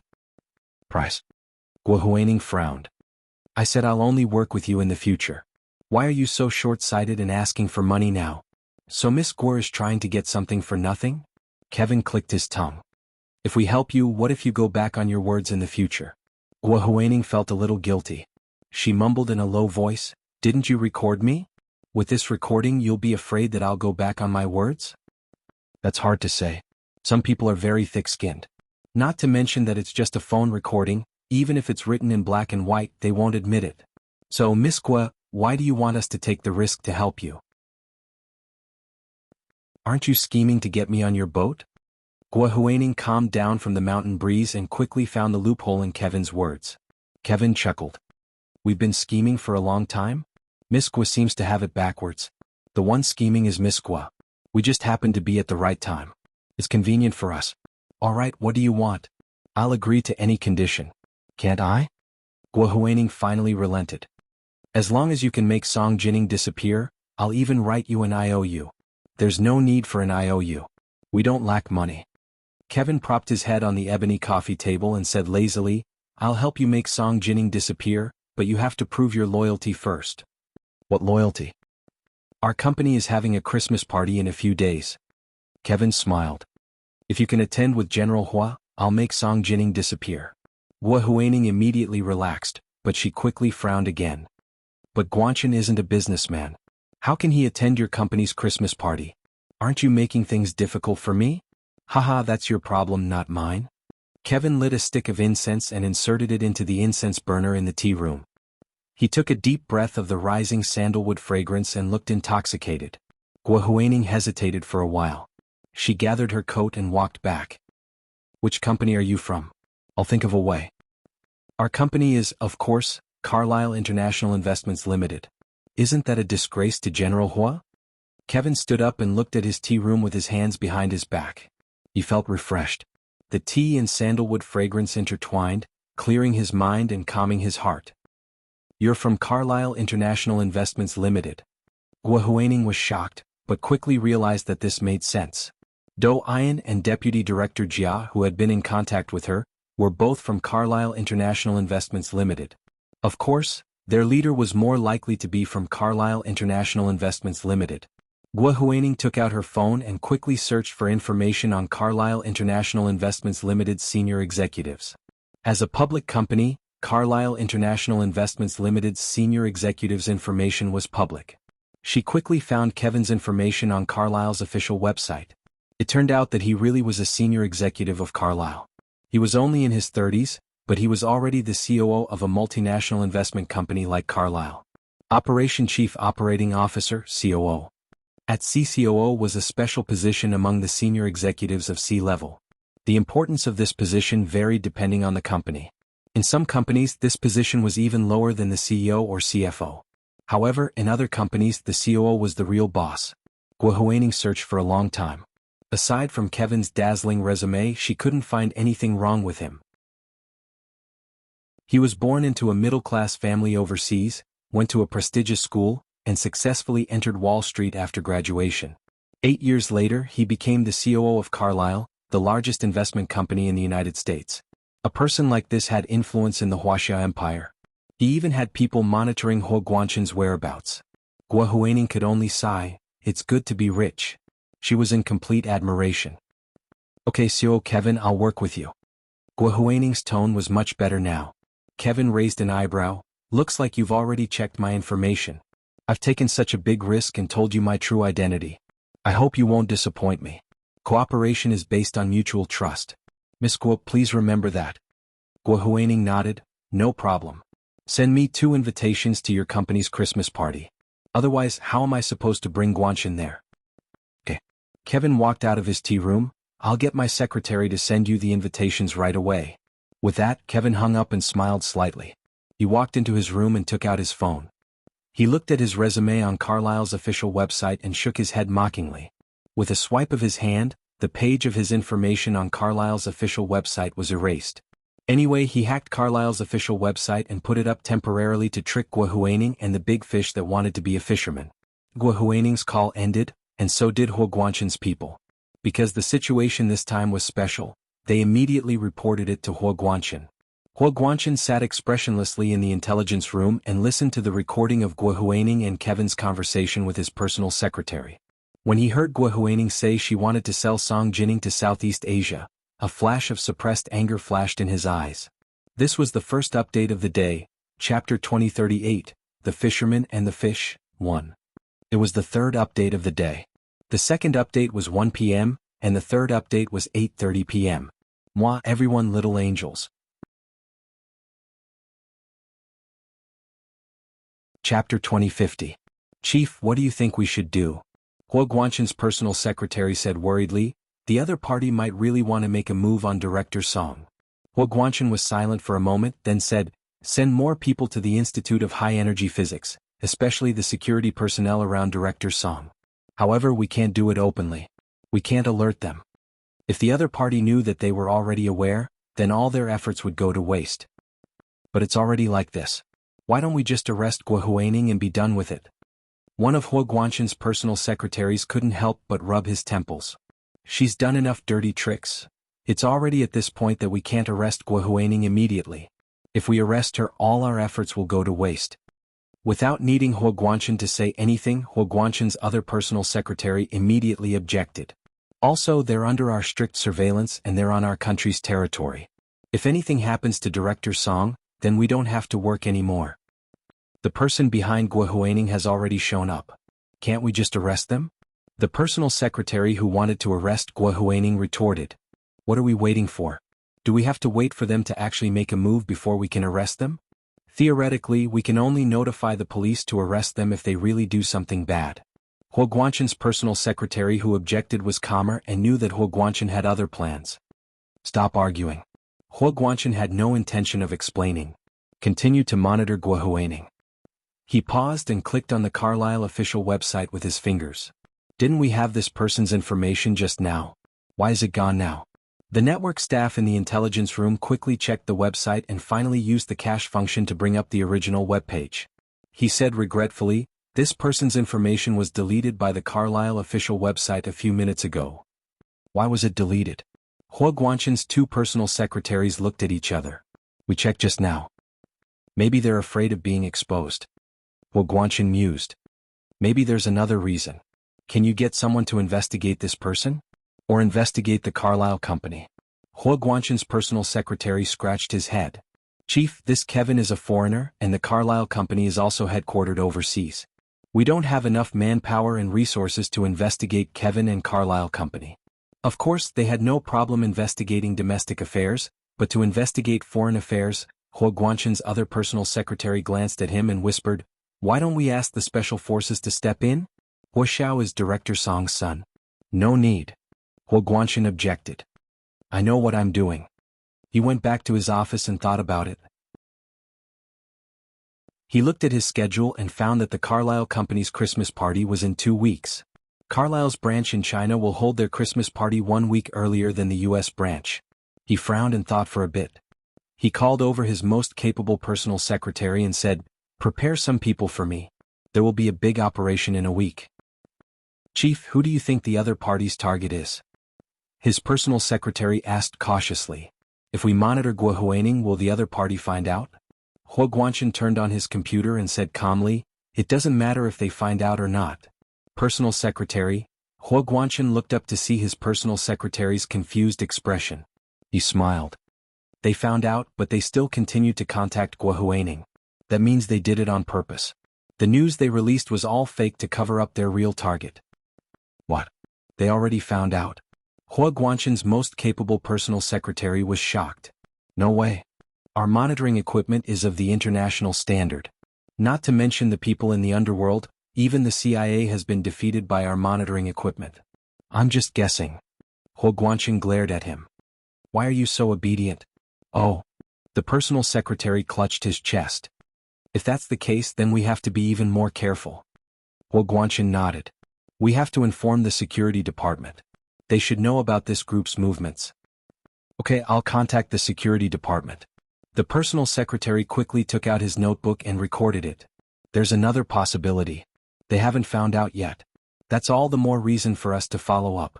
Hua Guanchen smiled, the wrinkles at the corners of his eyes forming a charming arc. "So no matter what they're up to, we have to force them to take it." "Yes, Chief." Hearing Hua Guanchen's explanation, his personal secretary sighed in relief. Although he didn't think the chief would get involved with someone like Guo Huaining, who knew? The chief always had a bad taste in women. The personal secretary was also worried sick about Hua Guanchen's private life. Moreover, Hua Guanchen had always been personally handling this matter, so they sometimes couldn't figure it out. After the personal secretary left, Hua Guanchen got up and left the office. He drove to the West Mountain Villa alone. He parked the car on the side of the path in front of the villa. The car lights were not turned off, so he sat in the car alone for a while.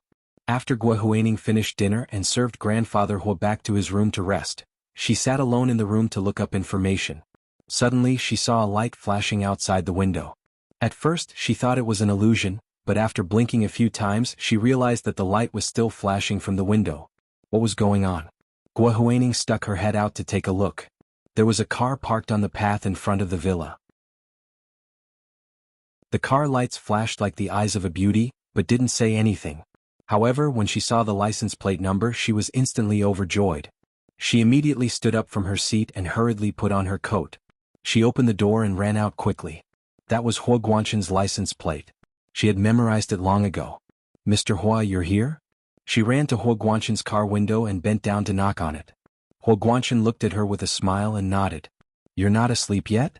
I just finished a meeting so I came over to see you, and my father." "I know. You don't have to explain." Gua Huaining was overjoyed. On a winter night in the mountains, the temperature was 5 to 10 degrees lower than at the foot of the mountain. However, Gua Huaining didn't feel cold at all. "Mr. Hua, aren't you going in?" She wanted to open Hua Guanshan's car door, but after trying, the door wouldn't budge. "No need." Hua Guanshan's hand was on the steering wheel. "I still have something to do, so I have to go back to the city. I just wanted to see you, and my father when I'm free." Gua Huaining was happy that he was being so reserved. Hua Guanshan was becoming more and more like her. Putting aside his family background, status, and power, just the right amount of ambiguity was enough to satisfy her most perfect fantasy of love. When she was a young and ignorant girl, she was most fascinated by this kind of man who could make you fall deeper and deeper without batting an eyelid. She didn't like rough men, nor did she like attentive men, but she didn't like boring men either. Hua Guanshan was the opposite of everything she didn't like. He wasn't rough or attentive, but he wasn't boring either. More importantly, he was willing to put any effort into her. Watching Hua Guanshan's car lights gradually disappear on the mountain road, Gua Huaining cupped her hands around her mouth and huffed. She felt that her face was as radiant as the sunset. The next day, Gua Huaining received 2 red and gold-stamped Christmas party invitations from Kevin. Foreign companies in the Wuxia Empire especially liked this kind of old-fashioned traditional Wuxia style, unlike local Wuxia Empire companies who pursued modern Western aesthetics. Looking at the 2 traditional Christmas party invitations, Gua Huaining smiled with satisfaction. When she agreed to Kevin's invitation, she was still a little nervous. She didn't know if Hua Guanshan would agree if she asked. Now she was completely confident that Hua Guanshan would agree. Halfway through the week, Gua Huaining finally said on her routine call to Hua Guanshan in the evening, "Mr. Hua, my friend gave me 2 invitations to the Carlyle Company's Christmas party next week." Hua Guanshan grunted and said, "Have fun." Gua Huaining was speechless. She blushed in embarrassment and hugged her knees as she sat on the sofa and said quietly, "But everyone is going in pairs."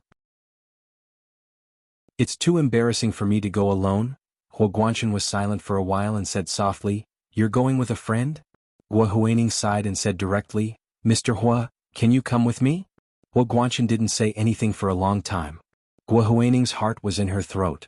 However, Hua Guanshan didn't reject her outright, which gave Gua Huaining hope. After thinking for a while, Hua Guanshan said awkwardly, "But I'm very busy next week. It's almost the end of the year and the military has a lot of meetings. I still have to go to the grassroots level during New Year's, so I might not have time." "You don't have to spend a lot of time.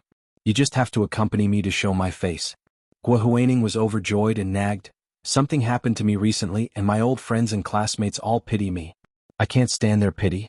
If Mr. Hua can come with me, those people won't look down on me." Hua Guanshan seemed surprised. "They look down on you? Huaining, you're outstanding and capable. You don't have to care about what other people think." "Of course I won't, but I have a pillar like Mr. Hua. I also want my friends to know so they won't worry about me." Gua Huaining hinted that she wanted to bring Hua Guanshan to meet her friends. Hua Guanshan seemed to understand what she meant. He hesitated for a long time before sighing softly and saying, "Huaining, have you really thought it through?" "What do you mean?" Gua Huaining became nervous and gripped her phone tightly. She couldn't help sitting up straight and stammering, Mr. Hua, I don't understand what you mean." "I mean, are you ready to be with an old man like me?" This was the second watch of the day, chapter 2039, The Fisherman and the Fish 2. It was the third watch of the day. It was 8:30 p.m. On the third watch. Wax little angels. Chapter 2051. Happiness fell from the sky like fireworks in the middle of the night, catching people off guard. Guo Huaining was dumbfounded.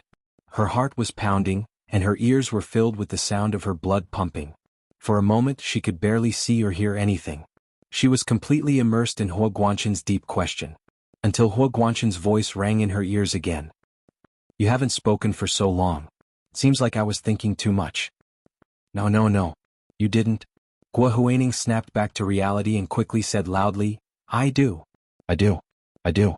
She spoke so eagerly that she almost stuttered. However, she couldn't care less about that. She could only pour out all her feelings. Huo Guanshen's lips twitched, but he still listened without saying a word. Finally, he said gently, "As long as you don't think I'm old." "Why would I think you're old?" Guo Huaining was excited. "I'm already in my 30s and you're only in your 50s.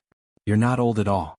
Now, even old men in their 60s, 70s, or even 80s still want to find young girls in their 20s. Huo Guanshen smiled and nodded. "Okay, then I'll go with you next week, but I only have about 20 minutes. 20 minutes is enough." Guo Huaining was overjoyed. She held her phone and almost spun around the room. "Then we'll agree to go together next Friday evening?" "Okay," Huo Guanshen said briefly. "I'll get my secretary to record the time and pick you up at the West Mountain Villa." "Okay." Guo Huaining's voice was so gentle that water could flow out of it.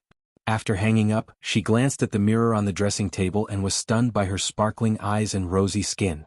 Sure enough, love was a woman's best skincare product. Time passed especially quickly when she was in a good mood. In the blink of an eye, it was next Friday. Guo Huaining had been busy shopping for the past week and a half. It took her a long time to pick out a suitable evening dress. If it weren't for the fact that she was pressed for time, she would have flown to Europe to have an evening dress custom made. Because this Christmas party was special to her. It was the night she officially confirmed her relationship with Huo Guanshen, and it was also the turning point in her life. It didn't matter if it was expensive. She got up early in the morning and drove into the city. She found the beauty salon she was most familiar with and started her body care routine. She had to appear in front of everyone in her best condition. In the evening, Huo Guanshen's car stopped on time in front of his West Mountain Villa and waited for Guo Huaining to come out. Guo Huaining didn't let him wait too long. She quickly walked out of the villa wearing her favorite sapphire blue LV evening gown and a cashmere coat. Arriving at Huo Guanshen's car, she bent down to knock on the window and nodded with a smile. Huo Guanshen's chauffeur lowered the window, and Huo Guanshen's handsome face appeared from the rear window. He looked at Guo Huaining and praised, "Very beautiful." The smile on Guo Huaining's face widened. She walked to the other side and opened the back door. She sat in the back seat with Huo Guanshen. Huo Guanshen discreetly moved to the side as if he was making room for her, but there was actually a large distance between the two of them. Guo Huaining didn't notice this at all. Her mind was filled with the fantasy of a perfect life today. The car sped all the way and soon arrived at the entrance of the Sheraton Hotel in the western part of the imperial capital. The Carlyle Corporation's Wuxia branch Christmas party was being held here. This kind of international investment company specialized in capital operations, so the people they visited were naturally rich and powerful. They were all top figures in the financial world. Not only were there very few military bigwigs like Huo Guanshen, but he was also one of a kind. Therefore, when he got out of the car with Guo Huaining, there was a sudden commotion. The guards around Huo Guanshen immediately formed a human wall to keep the reporters far away. Guo Huaining smiled reservedly and held Huo Guanshen's arm as they walked through the entrance of the Sheraton Hotel. Inside the door, she was familiar with people dressed in fine clothes and chatting merrily with each other. This was the world she belonged in.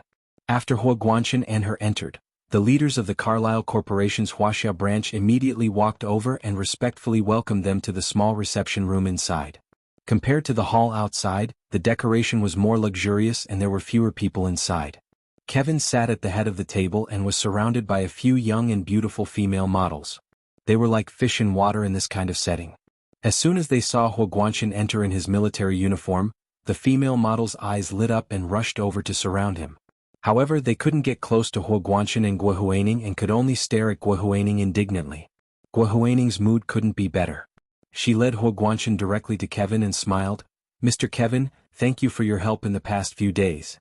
Kevin stood up and reached out to shake Guo Huaining's hand before smiling at Huo Guanshen. "This is?"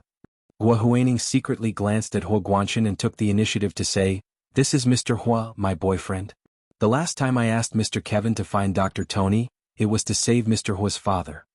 Otherwise, with Do Ian and Deputy Director Jia's status, they wouldn't have been able to invite Dr. Tony. At first, Guo Huaining thought it was Do Ian's influence but later found out that it was actually Kevin who pulled the strings. However, he hadn't shown his face yet at the time and it was Do Ian and Deputy Director Jia who were in charge. Huo Guanchen smiled and took the initiative to shake Kevin's hand. "Thank you, Mr. Kevin, for your help, otherwise my father would still be in a vegetative state." "Mr. Huo, don't mention it. It's our honor to be able to help your father." Kevin was still elegant and handsome but his eyes were more attentive. This coincided with Guo Huaining's suspicions. Even the wealthiest person had to bow down to power. She hugged Huo Guanchen's arm even tighter. However, Huo Guanchen had said he could only stay for 20 minutes. 5 minutes to go, his personal secretary reminded him, "Chief, we have to go, we still have a meeting in the military." "The military still has a meeting in the middle of the night?" Kevin asked casually but also curiously. "I'm sorry, this is our job. Please forgive me for not being able to comment." Huo Guanchen's personal secretary didn't let anything slip and didn't want to gossip with Kevin. Huo Guanchen didn't say anything else and nodded to Guo Huaining. "I'm leaving now, you can have some fun. I'll leave a car for you and a driver so you can go home no matter how late it is." Guo Huaining nodded with a smile. "Okay, Guanchen, thank you." This was the first time she called him that in front of Huo Guanchen. Huo Guanchen paused in his steps, but his expression didn't change as he turned to leave with a smile. Just as he walked out of the small reception room with his personal secretary and guards, he suddenly heard a commotion at the entrance of the hall. At this time the executives crowded around two people and entered. Huo Guanchen stopped to look and was surprised to see that it was Speaker Long and Gun Yanji. Speaker Long had a youthful complexion and white hair, and was smiling brightly. Gun Yanji didn't wear an evening gown like the other women, but a custom-made professional pantsuit. She didn't have any other accessories on her. Only the watch on her left wrist was unique, showing off her wealth and heritage. Huo Guanchen's brows furrowed almost imperceptibly. Kevin smiled as he walked out with Guo Huaining. Guo Huaining looked up to see Gun Yanji, and her good mood for the night was ruined. "What's going on? Why did you invite her?" Guo Huaining quietly pouted at Gun Yanji. "Our company wants to expand our business in the Wuxia Empire, so of course we need the Wuxia Empire to remove the restrictions on foreign investment in the financial industry," Kevin explained quietly. "Of course we need to build a good relationship with the Senate, otherwise how would we even begin?" Guo Huaining was angry and annoyed. "But you invited me today." Kevin was speechless. If he hadn't sent someone to spread the news that Guo Huaining would be attending with her new boyfriend, General Hua, he wouldn't have been able to catch a big fish like Gun Yanji.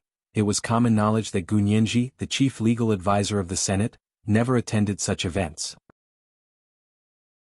But this time, Kevin had calculated everything and knew she would definitely come. Gun Yanji stood next to Speaker Long and chatted with the people around her as she discreetly scanned the entire hall.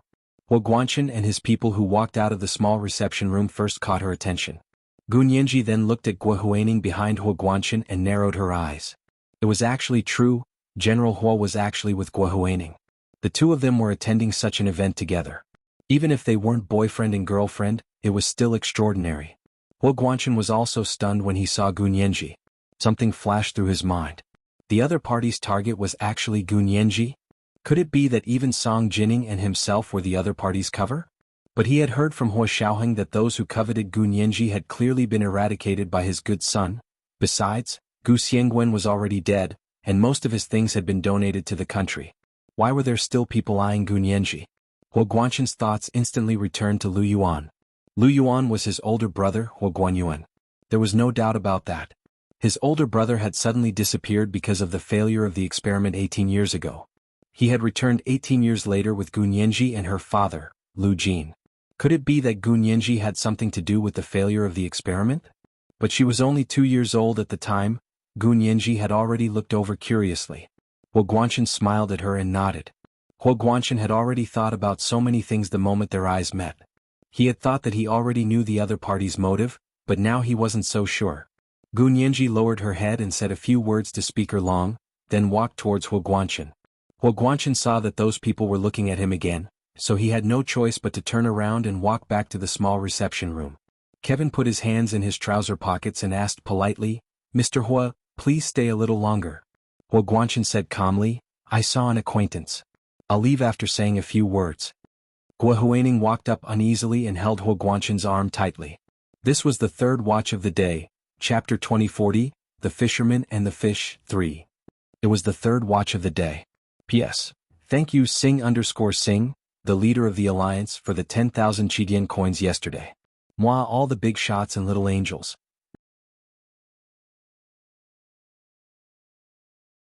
Chapter 2052. Gu Nianji lowered her head and whispered to Speaker Long, Speaker Long, General Hua is also here. I'll go greet him. Speaker Long frowned. General Hua? You mean Xiaoheng's father? Gu Nianji nodded. I think he came with a friend. I'll go ask what's going on. It was rare for soldiers to appear at such an occasion, so Huo Guanshan's military uniform and the gold star on his shoulder were particularly eye-catching. Speaker Long had been talking to someone and didn't see it with his own eyes.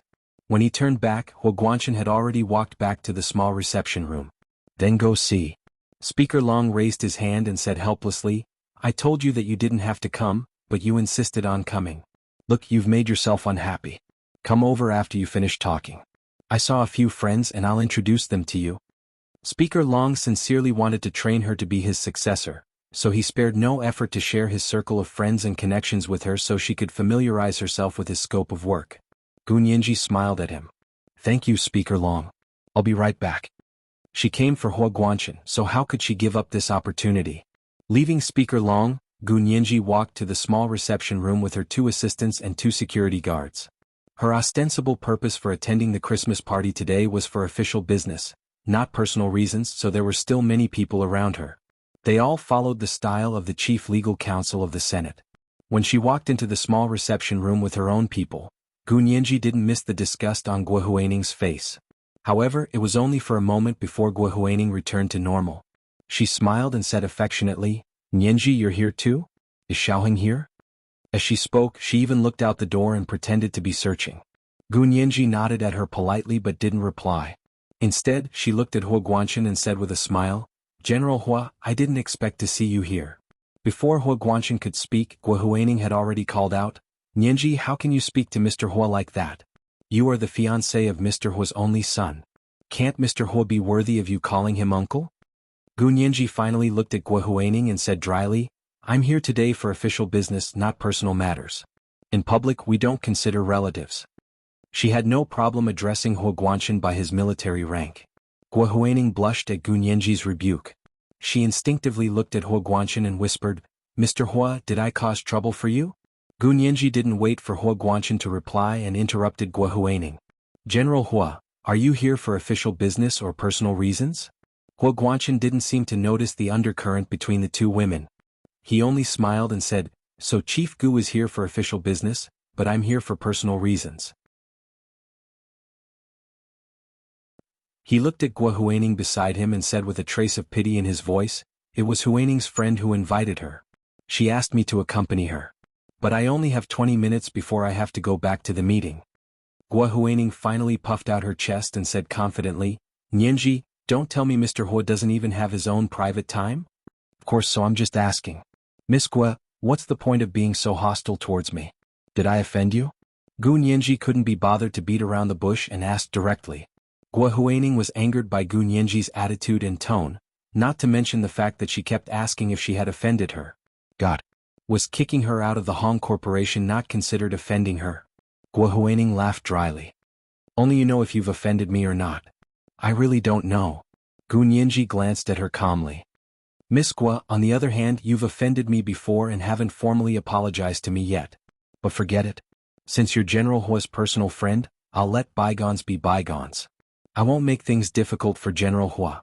Guo Huining originally wanted to be angry, but when she thought about it again, Gu Nianji's words seemed to have acknowledged her relationship with Huo Guanshan. She suddenly felt happy, and the anger from earlier dissipated like a balloon that had been pricked by a needle. She beamed and quickly said, I was indeed in the wrong last time. I'll formally apologize to you now. The corners of Gu Nianji's mouth twitched, but she didn't say anything else. She nodded at Huo Guanshan and smiled. I didn't expect General Hua to have such bad taste as always. What does it have to do with you? Huo Guanshan said in a low voice. Since Huining doesn't like seeing you, don't appear here again. Go back. Do you want me to call Xiaoheng? As he spoke, he took out his phone and quickly dialed Hua Xiaoheng's number. Gu Nianji wasn't the only one stunned. Even Guo Huaining couldn't believe her ears. Huo Guanchen had actually slapped Gu Nianji in the face for her. He really was sincere towards her. Guo Huaining almost cried tears of joy. Gu Nianji quickly composed herself and said with a dark expression, "What does General Huo mean? I'm here for official business. Why can't I?" "It's not that you can't, but I can't tolerate you being rude to Huaining." Huo Guanchen changed his usual ambiguous attitude and actually publicly supported Guo Huaining. Guo Huaining felt bad and quickly tugged at Huo Guanchen's sleeve. She whispered, "Guanchen, don't be like this. Nianji didn't mean it. Besides, I'm a few years older than her. Even if she was disrespectful to me, I wouldn't take it to heart." "You don't take it to heart because you're magnanimous. But she can't not have the right attitude." As Huo Guanchen spoke, he put his hand on Guo Huaining's shoulder and glared at Gu Nianji. "Huaining doesn't like seeing you. From now on you can't go anywhere she goes." Gu Nianji was speechless. Was he putting on an act or was he using too much force?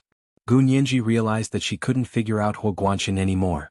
She looked at Guo Huaining deeply and turned to leave without saying a word. Her heart was in turmoil. She didn't walk far before she received Huo Xiaoheng's call. She walked to the window to answer the call. "Huo Xiao." Huo Xiaoheng's voice was as deep and magnetic as ever. It came from the phone, and just his voice alone was enough to make her ears tremble. "Nianji, did you have a conflict with General Hua?" "I didn't." Gu Nianji pouted. "I was one-sidedly lectured." She looked at the transparent floor-to-ceiling window in front of her and habitually swiped her fingers on the window. Because it was a Christmas party, there was a circle of colorful light bulbs on the windowsill, giving off colorful lights. The window couldn't be used as a mirror at night like before. So after a while, Gu Nianji saw a refined and handsome man standing not far from her in the reflection of the window. He was looking in her direction with a smile. When she turned around, the man was already walking over. This is the first chapter for today, Chapter 2041, The Fisherman and the Fish, 4. 8 o'clock in the evening the next day. Moi, everyone, little angels.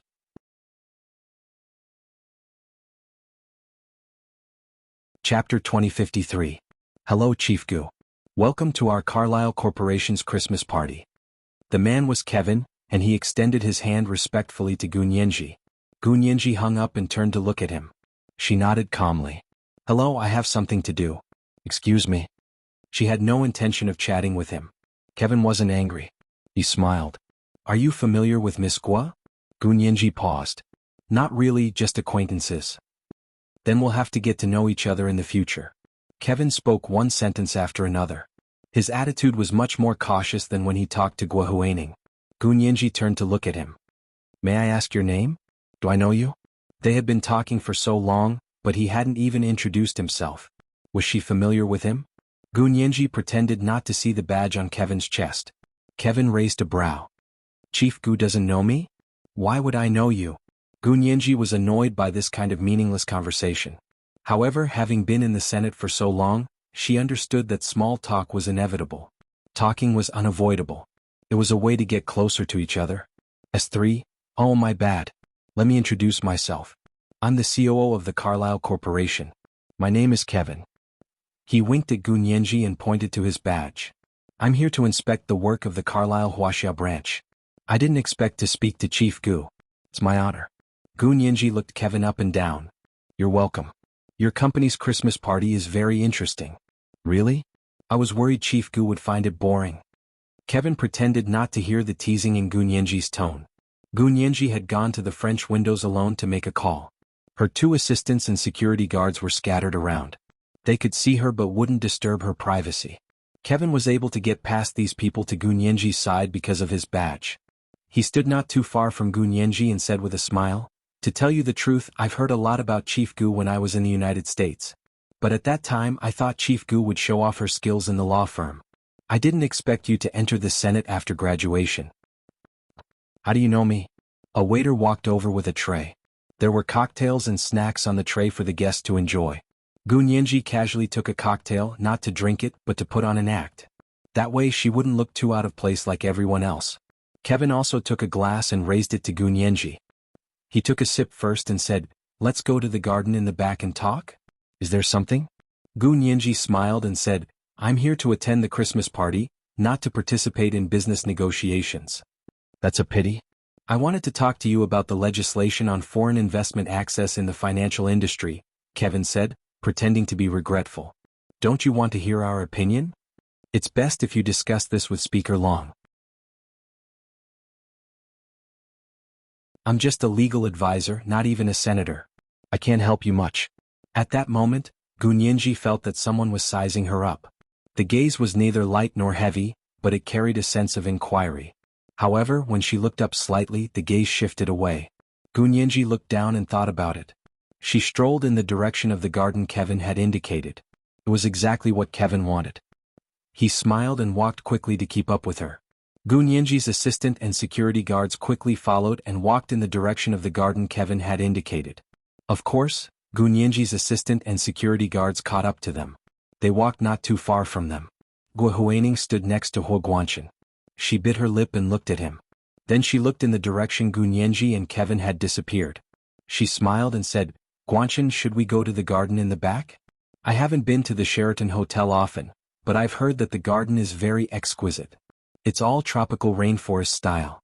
I heard it's very similar to the natural landscape in Florida." She was actually very uncomfortable. She didn't want to be with Gunyenji. Huo Guanchen had spoken up for her just now, which gave her endless hope. But in the blink of an eye, Huo Guanchen's attention was no longer on her. Although he was still standing next to her, she could see that his heart had already flown to Gunyenji. She really didn't know what was so good about this woman. Everyone was so infatuated with her. But although she was uncomfortable, Guo Huaining knew how to make a man feel good. That was to figure out what they were thinking and then speak and act according to their wishes. Since she could see that Huo Guanchen's heart was on Gunyenji's side, she brought it up at the right time. Huo Guanchen actually said he only had 20 minutes. But it had already been almost 20 minutes, and he had no intention of leaving. Guo Huaining was even more upset. Huo Guanchen had just watched Gunyenji and Kevin's backs disappear in the direction of the left back door of the lobby. He put the wine glass on the table unhappily and said, "Then let's go take a look." Guo Huaining suppressed her curiosity and finally stopped herself from asking, "You're not going back for the meeting?" If Huo Guanchen hadn't mentioned it, she wouldn't have made him feel awkward. The two of them walked through the left back door of the lobby and discovered that it was actually a T-shaped corridor with a fork. S3. He happened to see Gunyenji and Kevin's backs turn left. Huo Guanchen quickly followed. Guo Huaining was about to follow when she suddenly felt her phone vibrate in her handbag. Her heart skipped a beat and she stopped in her tracks to take a look at her phone. It was Deputy Director Jia who had sent her a photo and a text message, forwarded to Song. Guo Huaining hurriedly clicked open the photo and took a look. Her pupils suddenly widened. In the photo, Gunyenji was tiptoeing and kissing a man's back. The man's head was lowered and his face couldn't be seen clearly, but it looked like it was Kevin. Although Gunyenji was tall, she was like a little bird in front of the man. It was surprisingly harmonious. Guo Huaining couldn't help secretly feeling that Gunyenji didn't seem like such a casual person, but she also admired Kevin's ability. This was only their first meeting, right? How did Gunyenji take the bait? She pouted. Who cared if the photo was real or fake as long as it could annoy those people? She casually forwarded it to Song Jining. Song Jining had just come out of the lab. Today's experiment results were good, but it was still different from what they had expected. Song Jining planned to go back to the office and carefully calculate it, then refer to Gu Xiangwen's experiment notes to see if she could quantify it. Just then she heard her phone ring. It was so late. Lu Yuan was usually the one calling her, delivering supper or picking her up. She was already used to it. However, when she took out her phone and took a look, she realized that she had made a mistake. It wasn't a call or text from Lu Yuan, but a photo from Guo Huaining. The corners of Song Jining's mouth twitched. She thought to herself that Huo Guanchen really had a good relationship with Guo Huaining. He could even tell Guo Huaining her phone number. Song Jining's eyes widened in surprise when she clicked on the photo. What was going on? This was Nianji, wasn't it? Looking at the graceful curve of her back, she knew that she hadn't mistaken her for someone else. Her fingers rubbed her phone a few times. She subconsciously wanted to forward it to Huo Xiaoheng, but she quickly held back.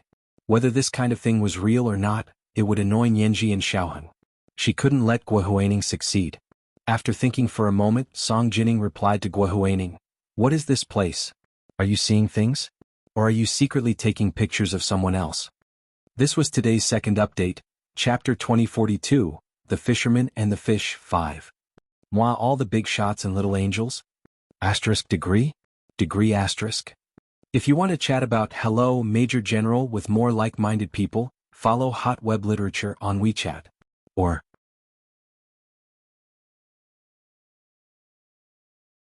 Chapter 2054. Guo Huaining looked down at the photo on her phone and smirked. Of course it was taken secretly, but how could it be wrong?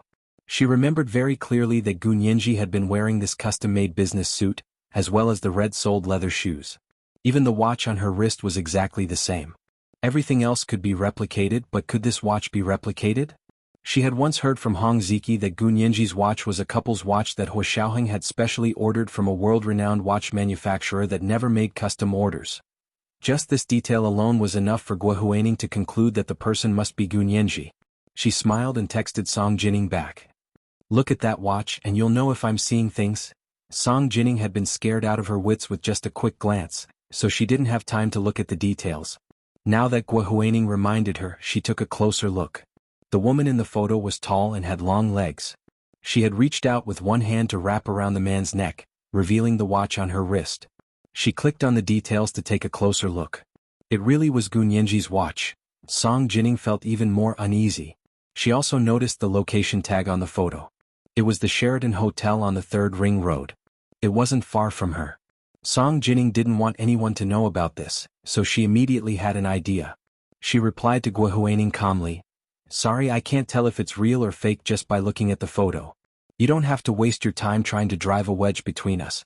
If you have time, spend it on Huo Guanchen. Don't stretch your hands too far. Hasn't he always been your target?"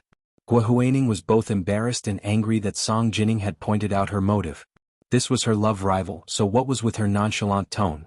She only knew how to be jealous. Guo Huaining was about to reply when someone suddenly covered her face with a handkerchief from behind. The handkerchief was half wet and smelled of anesthetic. Guo Huaining only took one breath before passing out. She was dragged to a small room on the side. Huo Guanchen didn't even notice that Guo Huaining hadn't followed him. He followed the figures of the two people in front of him. His personal secretary and bodyguard stayed close to him, vigilantly watching the surroundings. At this moment, the sound of fireworks could be heard outside the hotel. Huo Guanchen stopped in his tracks and listened intently. He asked in confusion, "Can the Sheraton Hotel set off fireworks in private?" His personal secretary hurriedly said, "We can't. A few years ago, it was stipulated that fireworks and firecrackers are prohibited within the 5th ring of the imperial capital." However, when he looked out of the window, he could see brilliant fireworks blooming in the night sky. Some of them even had their own rumbling sounds. There were peonies of outstanding beauty, weeping willows with branches and leaves, and chrysanthemums with their flower whiskers stretched out. Then there were bird-shaped fireworks of the rock spreading its wings. There were also phoenixes coming head-on, gathering together with the soaring flood dragon. It was a perfect demonstration of what it meant to be lively like a dragon and a phoenix. Even someone like Huo Guanchen, who had seen much of the world, was stunned for a moment. However, he quickly came back to his senses and immediately felt that something was wrong. "Hurry up and inform the police and fire departments to come and maintain order. Punish the Sheraton Hotel for their illegal behavior." Huo Guanchen walked even faster as he spoke. This place was bustling with activity and explosions. What did this mean? He couldn't explain it, but the strings in his heart were stretched taut. Just as he reached the corner at the end of the corridor, he suddenly felt a strange gust of air coming towards him. There was a slight prickling sensation on his cheek. Before his brain could process what was happening, his body reacted even more quickly. "Get down." Huo Guanchen turned around and tackled the two personal secretaries walking behind him. The guards behind the personal secretaries quickly took out their guns, but a few bullets had already whizzed through the air and hit the chest of the guard in front. He grunted and was knocked down by the impact of the bullets. He slid backwards and only stopped when he reached the wall. The other guards immediately dropped to the ground, aiming and firing back at the same time. The bullets behind him poured down like rain. The firepower was so strong that Huo Guanchen couldn't even lift his head. The two personal secretaries under his protection couldn't let the chief protect them. The two of them burst out at the same time with greater strength than usual. Finally they flipped over and got up. One of them covered Huo Guanchen as he retreated down the corridor, while the other began to call the police. At the same time, he informed the military special guards to quickly come and protect the chief. The special guards under the military headquarters were even more powerful than normal special forces. Simply put, The people who could enter the special guards were all elite soldiers who had been selected from the military's combat selections over the past 3 years. They only stayed in the special guards for 3 years and were rotated every 3 years. They were all elite soldiers among elite soldiers. The targets of their protection were only people of Huo Guanshan's level and above in the most critical situations. Once they were called, any enemy who dared to resist or even provoke them would die a horrible death. Chief, the special guards are already on their way. The personal secretary used his body to shield Huo Guanshan. His eyes were filled with tears. How could you use your body to shield us just now? If you're injured, it'll be our fault. We'd rather be executed by the military court than let you be injured in the slightest. Huo Guanshan replied calmly, "It's fine. You didn't know what happened in the situation at the time. Since I found out, of course I had to protect you." The 2 personal secretaries had been with him for many years and were his right-hand men.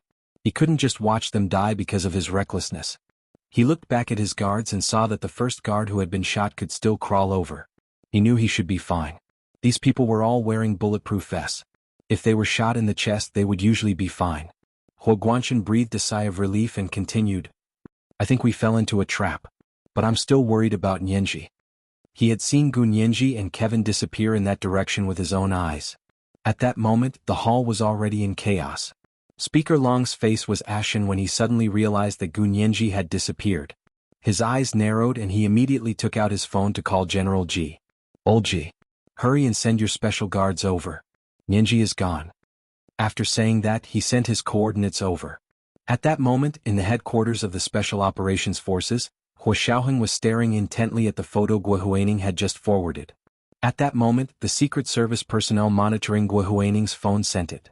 Because it was related to Gu Nianji, they sent it to Huo Xiaoheng even though the Special Operations Forces couldn't intervene in domestic affairs. Everyone knew that Gu Nianji was Huo Xiaoheng's fiancée. In addition to being the commander of the Special Operations Forces, Huo Xiaoheng was also a member of the Supreme Military Council. Zhao Liangzi and Yin Shixiang stood in front of him and said anxiously, "Huo Xiao, this photo must have been taken from a fake angle. Or maybe it was photoshopped." Huo Xiaoheng looked up at Zhao Liangzi. "You're saying it was photoshopped?" Zhao Liangzi choked. This photo was indeed not photoshopped, but how could he dare say that? Just as he was about to lower his professional standards and say, "It was indeed photoshopped," Huo Xiaoheng said himself, "This photo is real, but this back is not Nianji." "What?" Zhao Liangzi and Yin Shixiang exclaimed in unison. "How could you tell?" Zhao Liangzi had even used big data to analyze it. This was the data of Gu Nianji's back. Huo Xiaoheng placed the photo on his desk and tapped it lightly with his fingers. He said calmly, "I recognize her back. This woman is an imposter." He wasn't the kind of person who would be led by the nose just because he saw the back of someone. Moreover, this woman's back was indeed not Gu Nianji. Only someone like him, who was once closest to her, could tell this feeling. Even a computer expert like Zhao Liangzi would be fooled by just looking at the photo or analyzing the data. Unfortunately, they had encountered Huo Xiaoheng. Yin Shixiang was about to speak when the highest level red alert in his Bluetooth headset sounded. Yin Shixiang's body trembled as he heard the content of the red alert in his Bluetooth headset.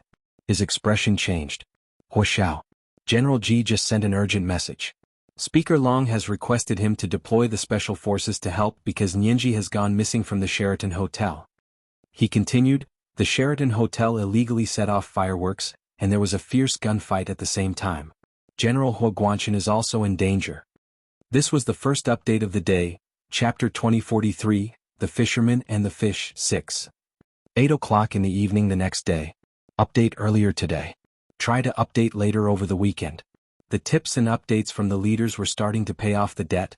Moi, my little angels.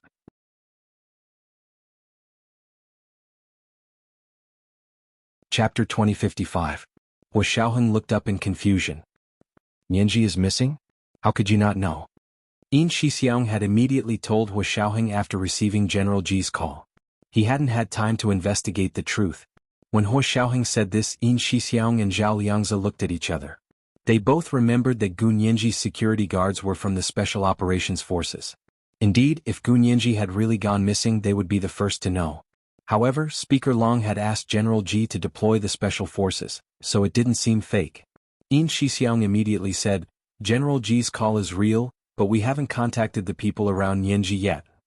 Then hurry up and contact them. Hua Xiaoheng's voice became stern. After the incident of Nianji being kidnapped to the other world more than a year ago, Hua Xiaoheng actually didn't want to hear the word missing anymore. However, he was a calm person and had a big heart. No matter how anxious he was, he remained calm on the surface as if nothing could stump him. As a high-ranking person, this kind of attitude was very important. It could stabilize the morale of the army. Yin Shixiang and Zhao Liangze immediately used different methods to contact the people around Gunyanji. Soon, the person on the other end of the line picked up and asked them what was the matter. Yin Shixiang quickly asked, "Where are you? Is Miss Gu with you?" The person who answered the phone was by the door of a reception room in the Sheraton Hotel. The door of the reception room was tightly shut and decorated with gold and jade. It was gorgeous to the point of being cumbersome. It was the standard 17th century Baroque style. Because the roof was relatively high, it didn't seem oppressive. Even the wallpaper was really gilded with dark gold stripes, and the chandelier on the ceiling was like a suspended Christmas tree. However, the decorations were all like real gold and silver, full of texture. The murals on the surrounding walls and ceilings were all in a medieval religious style.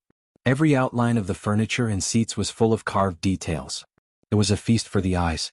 Gunyanji sat in the reception room and felt like she would go blind at any moment. Therefore, she tried her best to keep her gaze on the COO, Kevin, opposite her.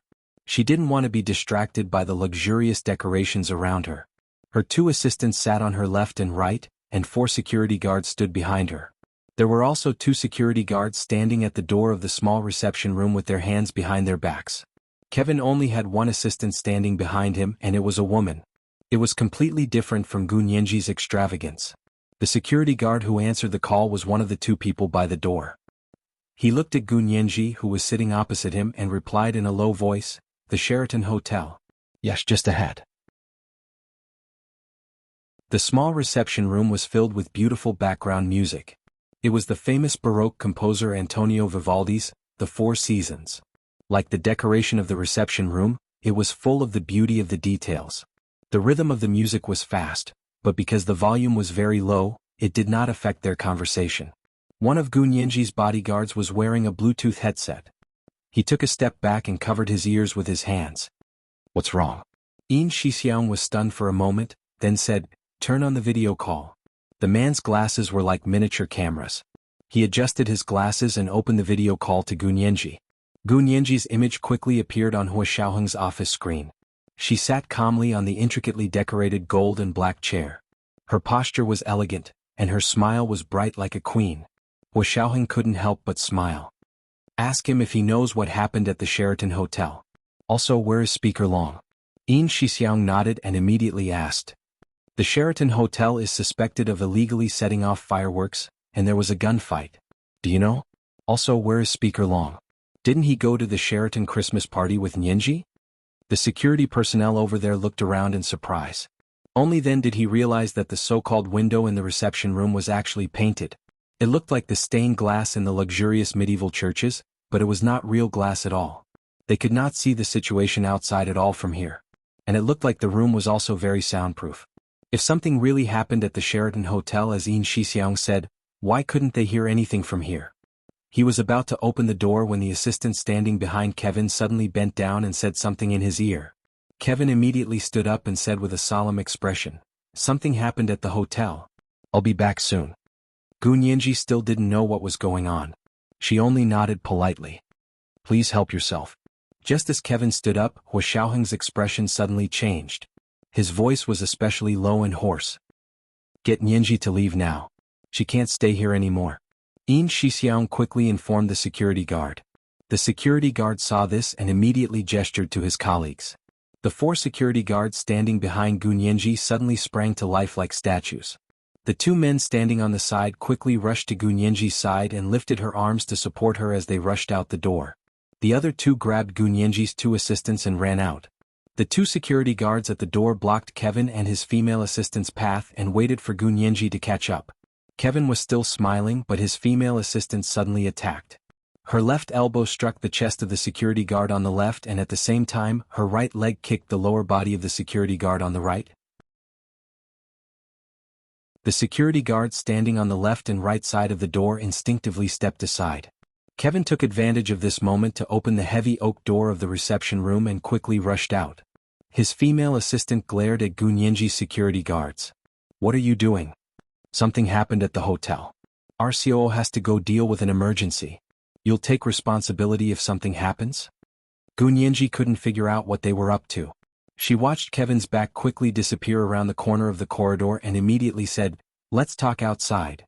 As soon as she finished speaking, a muffled sound suddenly came from the complicated and luxurious reception room behind them. Two bursts of fire jumped from Gunyenji's seat and Kevin's seat at the same time, followed by billowing black smoke. The fire was fierce and swift. If she was still sitting there, she would have been burned to a crisp by now. Gunyenji was extremely shocked. When they entered, the security guards had clearly checked the entire reception room to make sure there were no listening devices or remote-controlled bombs. How did the remote-controlled bombs buried under her seat and Kevin's seat escape their detection? Xiaoheng also saw the situation here through the instant video communication that hadn't been turned off. He didn't have time to investigate the truth at the moment, so he continued to order, "Meet up with Speaker Long. His side should be the safest." No matter which force it was, no one dared to touch Speaker Long. Xiaoheng could see this very clearly. Gunyenji's 6 security guards and 2 assistants immediately formed layers of human walls to protect Gunyenji in the middle. They walked towards the hall just now. Only then did they hear the chaotic sounds in the hotel. Some people were shouting loudly while others were crying. The whistling of fireworks was mixed with the sound of gunfire. It was the sound of guns with silencers. Gunyenji's security guards were all wearing bulletproof vests. They cooperated closely and quickly escorted Gunyenji to the hall. Speaker Long was also anxiously looking around under the protection of a group of security guards. He looked up to see Gunyenji being surrounded by a group of people and sighed deeply. When she came to his side, he grabbed her arm and asked anxiously, "Nyenji, are you okay?" "I'm fine." "Don't worry, Speaker Long." Gunyenji was touched to see the look on Speaker Long's face. This was someone who truly cared about her. What happened at the Sheraton Hotel was tightly sealed, and not a single word was released on social media or the internet. Police cars and fire trucks arrived, and the streets of the imperial capital became even more crowded. At this moment, Song Jining was driving towards the Sheraton Hotel. Lu Yuan, who had come to pick her up, was stuck on the road and couldn't move. He turned on the GPS and looked at the situation in front of him. It turned out that a car accident had occurred and was being handled. This is the second chapter for today, Chapter 2044, The Fisherman and the Fish, 7. Moi moi everyone little angels.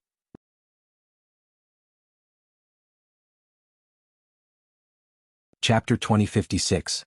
The traffic in front of them was so long that they couldn't see the end of it. They were moving forward at a snail's pace and most of the time they were parked on the road. Lu Yuan's fingers tapped on the steering wheel. For some reason, his usually calm heart was actually a little anxious. After thinking for a while, he took out his phone and called Song Jining. Song Jining was driving. Because there was a car accident ahead, someone had placed signs on the road to remind everyone to take a detour. Song Jining looked at the road to the Sheraton Hotel. There was a long red line on the map on her phone, indicating that it was very crowded. She decided to take a detour. After driving for a short while, she realized that the road ahead was clear. There were fewer and fewer cars, and the Sheraton Hotel seemed to be getting further and further away. At first, Song Jining didn't pay much attention to it. After all, it was a detour. She would definitely take a longer detour to reach her destination. When she heard her phone ring, Song Jining glanced at the screen of her phone that was used as a navigation device. Seeing that it was Lu Yuan's number, she smiled and answered the phone with her voice. She asked with a smile, "President Lu, what's the matter?" When Lu Yuan heard Song Jining's voice, his slightly anxious heart immediately calmed down. He couldn't help but smile and his voice was lower than before. "I'm going to pick you up, but there seems to be a car accident ahead. The traffic is very bad." Song Jining also laughed. "It's quite serious. I even took a detour." Lu Yuan. "Take a detour? Where are you going? Aren't you in the Institute of High Energy Physics?" "No." Song Jining subconsciously looked at the scenery around her. It was a place she was not familiar with. The floor was not high and the street lights were dim. She could see that the floor was dilapidated. Occasionally she would see a few flashing shop signs. "Where is this?" Song Jining mumbled, "I took a detour. I don't know where this place is." Lu Yuan frowned. "Then where are you going?" "I want to go." Song Jining was about to say the name of the Sheraton Hotel when she suddenly remembered that Lu Yuan was Huo Guanyuan. It wouldn't be good for Gunyanji if he found out. It was hard to tell who was closer to Lu Yuan, Huo Xiaoheng or Gunyanji. Song Jining collected her thoughts and said, "I'm going to find my way. I'll talk to you later." As he spoke, he was about to hang up. Lu Yuan's extraordinary intuition, which he had developed over many years of career, made him feel that something was wrong. "Don't hang up. Tell me where you are," Lu Yuan said as he took out his phone and unlocked it. "Send me your location." Just now he was wearing a Bluetooth headset to talk to Song Jining directly. Now he needed to look at his phone. Song Jining thought about it. Wouldn't it be faster to find her location this way? She quickly shared her address with Lu Yuan. When Lu Yuan saw that place, his expression turned even uglier. "Where are you going?" "You're now heading southwest. You've already left the imperial capital." Song Jining, "No way. I just want to take a detour." Song Jining hurriedly stopped the car by the roadside and opened the map to check her location. "I was going to the Sheraton Hotel?" "Sheraton Hotel?" Lu Yuan felt that the name of this hotel was a little familiar, as if he had just heard it. He thought for a moment and his expression changed. "Why are you going to the Sheraton Hotel? Do you know that an intense gunfight just took place at the Sheraton Hotel?" "What?" Song Jining was also shocked. "Oh no. Nianji was at the Sheraton Hotel. She must be in danger." As he spoke, he was about to call Gunyanji. Just then someone knocked on her window. Song Jining turned to look and saw a black muzzle pressed against the window. Her head was less than 10 centimeters away from the window. The person outside the window gestured at her. Song Jining hurriedly said to her phone, "Oh no. I've been carjacked." However, only the sound of electric currents could be heard from the other side of the phone. Song Jining couldn't be more familiar with this voice. This was the sound of electromagnetic shielding. Her phone had a special device that could detect electromagnetic shielding. That meant that the call couldn't be made. She didn't know if Lu Yuan was aware of this problem, or when he would realize this problem. Song Jining put down her phone calmly as she thought about it. The person with the gun pushed against her window again. Song Jining was a little flustered, but she remained calm on the surface. She put her phone into her pocket and turned on the signal transmitter in her watch. As long as she left the electromagnetic shielding area, her phone could send a radio signal. At the Institute of High Energy Physics, the corresponding alarm would sound in her office. The window slowly rolled down and Song Jining looked at the person holding the gun. He was wearing a mask, a black hoodie and a pair of sunglasses in the dark. He looked like he was covered from head to toe. He waved the gun at Song Jining and motioned for her to get out of the car. Song Jining pushed open the door and got out of the car. She glanced warily at her surroundings and found that they were indeed in the wilderness. Someone in the low-rise buildings on both sides of the road had turned off the lights. Only the faint yellow glow of the street lamps shone on Song Jining's face, making her face appear flawless ivory white. The other party looked at her face greedily and swallowed unabashedly. Song Jining suppressed the disgust in her heart and said calmly, "Do you want a car? My car is a custom-made car imported from abroad. It's worth tens of millions of yuan just by changing hands. As long as you want it, this car is yours." Song Jining waved the car key in her hand at him. The man snatched it and chuckled. "Is there a need to ask? I want the car and I want you too." As he spoke, he was about to pounce on Song Jining. Song Jining dodged to the side and said hurriedly, "If you want my car, you can't just have the car key. There's also the password. If you dare touch a single hair on my head, I'll kill myself immediately and make you lose everything." The other party was stunned. He only thought that Song Jining was good? Boom. Since he dared to make a move, why would he be afraid of a woman? This woman was too beautiful. In his life, including the big stars on the internet and in movies, none of them were as beautiful as her. To be honest, he couldn't bear to sell her to the underground network in Southeast Asia. This kind of woman should be kept by his side for the rest of his life. There's also the password. The man pushed Song Jining's chin with the gun. "Why don't you tell me now and I'll let you go?" Song Jining, did she look that stupid? If she told him the password, what awaited her would probably be worse than death. Of course, even if she didn't tell him the password, what awaited her wouldn't be any better than death. What's more, her car was actually just a modified car. It wasn't a branded custom-made car at all, and there was no password at all. She only said that to stall for time so that someone could come and save her. Seeing the man approaching step by step, Song Jining quickly racked her brain. Plans flashed through her mind. The man didn't give her more time to think. The gun in his hand gradually slid down from her chin, down along her neck, and was about to slide down to her perky chest. "What the F***ck are you waiting for?" Another 2 cars drove over from the darkness and stopped beside them. Deputy Director Jia poked his head out and said angrily, "Are you a beast? You don't even pick a place to be in heat. Hurry up and take her away. Someone's already chasing after us." This was the first update of the day, Chapter 2045, The Fisherman and the Fish, 8. Today was the third update. At 1 o'clock in the afternoon, the leader of the September Alliance would update. At 8:30 in the evening of the third update. P.S. I just discovered that there's a second leader Zeb in the QQ reading group. Welcome to the leader group. Moi everyone little angels.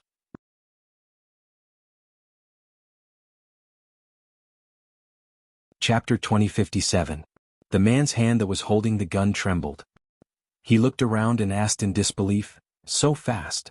Song Jinning's car had long been surrounded by several cars that they had arranged in advance. It would be difficult for her to escape even if she had wings. They were just waiting to catch her. In the end, he didn't expect to be scolded in the face. The man smashed the butt of his gun at the back of Song Jinning's neck, trying to knock her out. Unexpectedly, Song Jinning was already prepared. She suddenly lowered her head and raised her leg, kicking the man's crotch. "Ah!" The man howled and dropped his gun to the ground. He covered his crotch and almost fainted on the spot. There was another whooshing sound as a car sped up from behind. Someone had already raised their gun and fired. A bullet was fired from behind and hit the back of the thug who had been crying while holding his crotch. His cries stopped abruptly, and he fell in front of Song Jinning with a thud. Song Jinning quickly covered her head and squatted down. The doors of the 2 cars behind them opened, and a dozen tall, muscular men rushed over with their guns raised. At the same time they kept shooting at the cars surrounding Song Jinning's car. The tires of those cars were all flattened. The people who had caught up were all well-trained and were obviously regular soldiers. Most of the people surrounding Song Jinning were outlaws. Seeing that the people who had come to save Song Jinning were all fierce, their brutality was aroused. One by one they jumped out of the cars and started shooting at the soldiers who had caught up with them. Song Jinning had never experienced such a hail of bullets before, and her heart was pounding. However, she had cooperated with the military and had done so many years of experiments so she could still handle it. She hugged her head and rubbed against the door, trying to hide on the other side of the car. One of the soldiers who had caught up from behind had already reached Song Jinning. He quickly took off his bulletproof vest and hung it on Song Jinning. He said anxiously, "Director Song, don't be afraid. The chief is coming to save you." Song Jinning was stunned. "Who are you working for?" "The chief asked us to protect you." The soldier raised his hand and fired, shooting down a few thugs who had rushed over recklessly. "Hide behind the car." The soldier used his own body to protect Song Jinning, but there were just too many criminals. They came prepared, and there were 10 times more of them than the dozen people chasing after them. Song Jinning was anxious. She pulled down the bulletproof vest that the soldier had hung around her neck and said, "Put it on. Their target is me, they won't kill me." As soon as she finished speaking, a bullet whistled through the air and hit the soldier in front of her who had taken off his own bulletproof vest to protect her. The bullet entered his chest. His body twitched and he fell in front of Song Jinning. Ever since Lu Yuan had risked everything to save her 18 years ago, this was the second time she had seen someone willing to sacrifice his life to save her. The 10 or so soldiers that Huo Guanchen had sent to protect them were all very powerful. They were not inferior to the armed criminals who outnumbered them 10 to 1. They quickly surrounded the criminals and took them down one by one. It was truly 1 against 10. "Superintendent Song, please drive our car back." A soldier moved in front of Song Jinning and looked at his fallen comrade. His eyes were a little red and he hurriedly pulled Song Jinning away. Song Jinning pursed her lips. "Wait a minute." Song Jinning could have left quickly while these people were fighting with the criminals, but she looked at the soldier who was losing his life in front of her. She turned around and opened her car door. She took out the first aid kit from the car and quickly bandaged his wound. It looked like he wasn't dead yet. Regardless of whether it was useful or not, she couldn't let him die from excessive bleeding. The soldier who had urged her to leave saw that she didn't leave in a hurry. Instead, she took the first aid kit and bandaged his comrade's wound. For a moment he didn't know what to say. He was stunned for a moment and was extremely touched. His eyes were a little sore. She raised her hand and wiped her tears with the back of her hand. She picked up the gun that her comrade had dropped and held it in her hand. Her hands moved and her lethality instantly doubled. Song Jining bandaged the wound of the soldier who had just fallen and continued to call Hua Xiaoheng, but she still couldn't get through. At that moment, Hua Xiaoheng had just spoken to Lu Yuan on the phone. He knew that he had suddenly lost contact with Song Jining the moment he spoke to her. It felt like he had been blocked by an electromagnetic field. Lu Yuan was very worried. In a moment of desperation, he called Hua Xiaoheng and asked him to contact the relevant authorities to find out what was going on with Song Jining. Hua Xiaoheng immediately informed his security personnel to take action and ordered Zhao Liangzi to check the electromagnetic signals in the entire imperial capital. Places with electromagnetic interference were different from other places with electromagnetic signals. As long as there was a powerful central signal network system, it was easy to analyze the specific location of the electromagnetic shield from large data. Major General Hua, the location of the electromagnetic shield has been determined.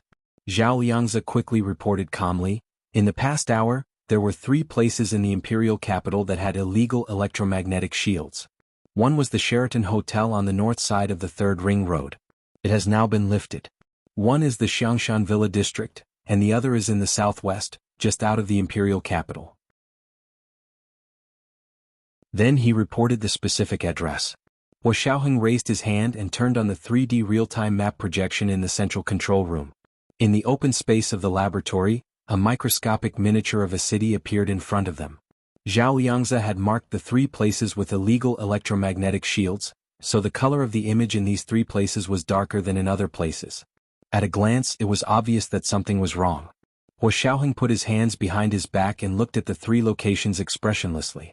After only 3 seconds, he pointed to the southwest and said, "Here, quickly inform the special forces and ask them to send another group of people out of the imperial capital. At the same time, order the traffic police everywhere to block all the roads on the surface of the imperial capital." Because this incident had happened in the country, the special operations forces could not be mobilized. However, in the entire Huaxia Empire, the special operations forces were not the only powerful department. At the same time, Hua Xiaoheng picked up the landline and called Lu Yuan. He said, "I've already sent someone over. The situation over there is indeed not right." Lu Yuan looked at the dense traffic in front of him and slammed the steering wheel. He was finally angry. "Xiaoheng, send me a helicopter. I'm going to save Jining." Hua Xiaoheng was slightly stunned. "I've already sent someone over. No one in the country is more powerful than General Ji's special forces. No, I must go." Lu Yuan's eyes were red. "Xiaoheng, I don't think it's an ordinary person this time. You can't underestimate the enemy." Hua Xiaoheng suddenly thought of Gu Nianji, who was still at the Sheraton Hotel, and his palms gradually began to sweat. Although he had not lost contact with Gu Nianji, she was still trapped there and had not come out with Speaker Long. Song Jining's situation was obviously not good either. Hua Xiaoheng's mind raced and he quickly said, "Okay, I'll send a helicopter to pick you up right away. Send me the location." His uncle was no less skilled than him and he was also experienced. If he went out, he would have Lu Jin's technical support behind him. The chances of rescuing Song Jining should be greater than if he went out himself. Hua Xiaoheng immediately decided to give this opportunity to Lu Yuan. At the same time he ordered, "Prepare a helicopter for me to the Sheraton Hotel." 5 minutes later, the roar of an armed helicopter appeared above the road where Lu Yuan was. The strangely shaped helicopter flew lower and lower, making a rumbling noise and creating a huge cyclone. Soon it stopped somewhere above. The drivers who were stuck here became excited. They took out their phones to take close-up photos of the rarely seen armed helicopters. At that moment, a rope ladder fell from the helicopter and hung steadily less than a meter away from the roof of Lu Yuan's car. Lu Yuan got out of the car, grabbed the rope ladder and climbed up quickly. Just as he was about to climb into the helicopter, someone in the traffic below him quietly raised his gun and aimed it at Lu Yuan, who was climbing. In the darkness, the red dot on the scope suddenly flashed. The sniper on the helicopter was not to be trifled with. He suddenly pulled the trigger, and the man holding a simple sniper rifle in the car below was shot in the head and fell into his seat. At that moment, Lu Yuan finally climbed into the helicopter and immediately said, "Southwest. Major General Hua has sent you the location, right?" The pilot of the helicopter immediately took off and flew quickly southwest of the imperial capital. Meanwhile, Song Jining was in the midst of a fierce battle. The dozen or so soldiers that Hua Guanchen had sent to protect her in secret were all injured. 2 of them were seriously injured and some were slightly injured. However, the more than 100 gangsters on the other side had suffered heavy casualties. Almost all of them had been taken down by them. They were about to win a complete victory, but the other party seemed to be determined to capture Song Jining. A tall and thin man appeared out of nowhere.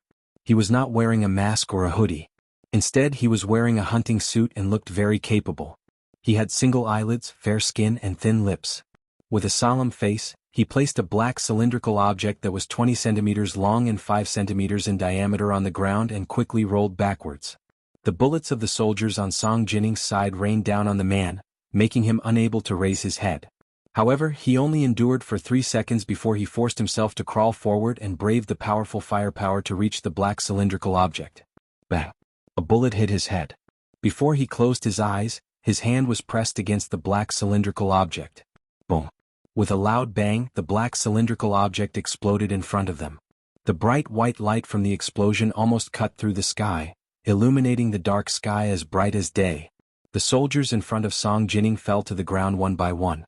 Song Jining looked at the dazzling white light in horror. Her ears were still echoing with the loud bang just now, and her eyes were almost blinded by the white light. However, even if she became blind and deaf, she would never forget the white light or the loud bang. The white light and the loud bang were exactly the same as the scene when their experiment failed 18 years ago. It was just that the scale and intensity were countless times smaller, just like a highly restored miniature version of their experiment. This was the second update for today, Chapter 2046, The Fisherman and the Fish, 9. Sent to Helen 3500 Meatball, for promotion to the leader of September. At 8:30 in the evening.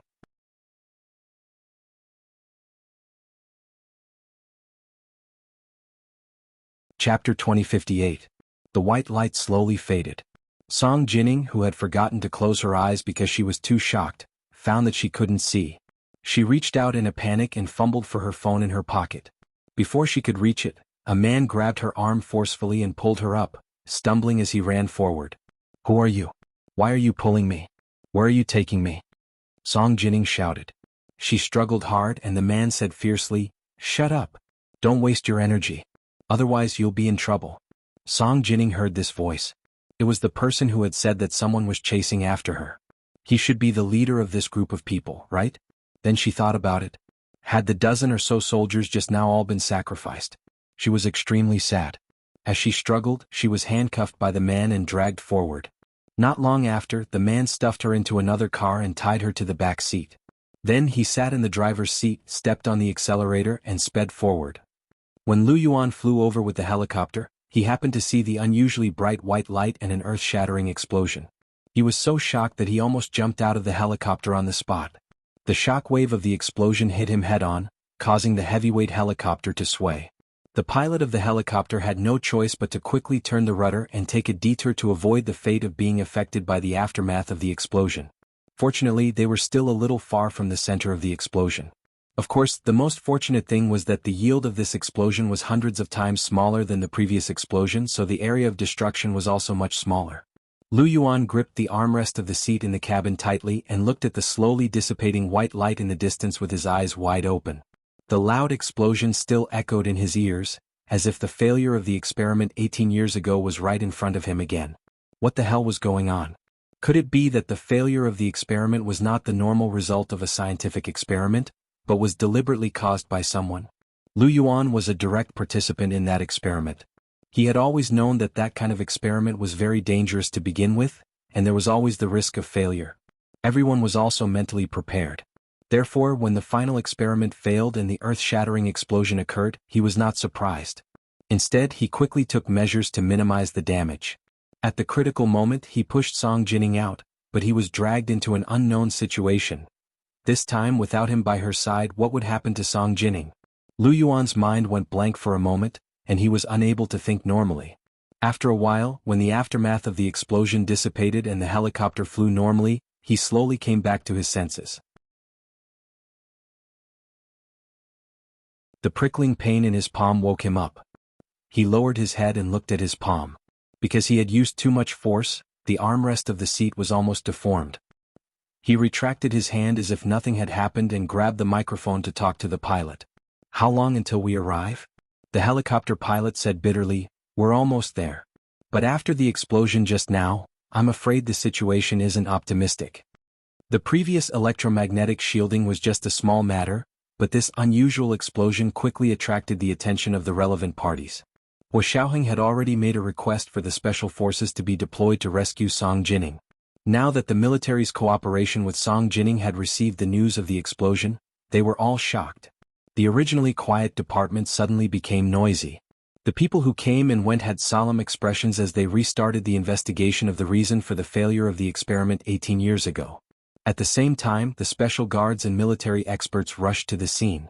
Lu Yuan was one step ahead of them and had already arrived above the scene of the explosion. From the air, the explosion was even more terrifying.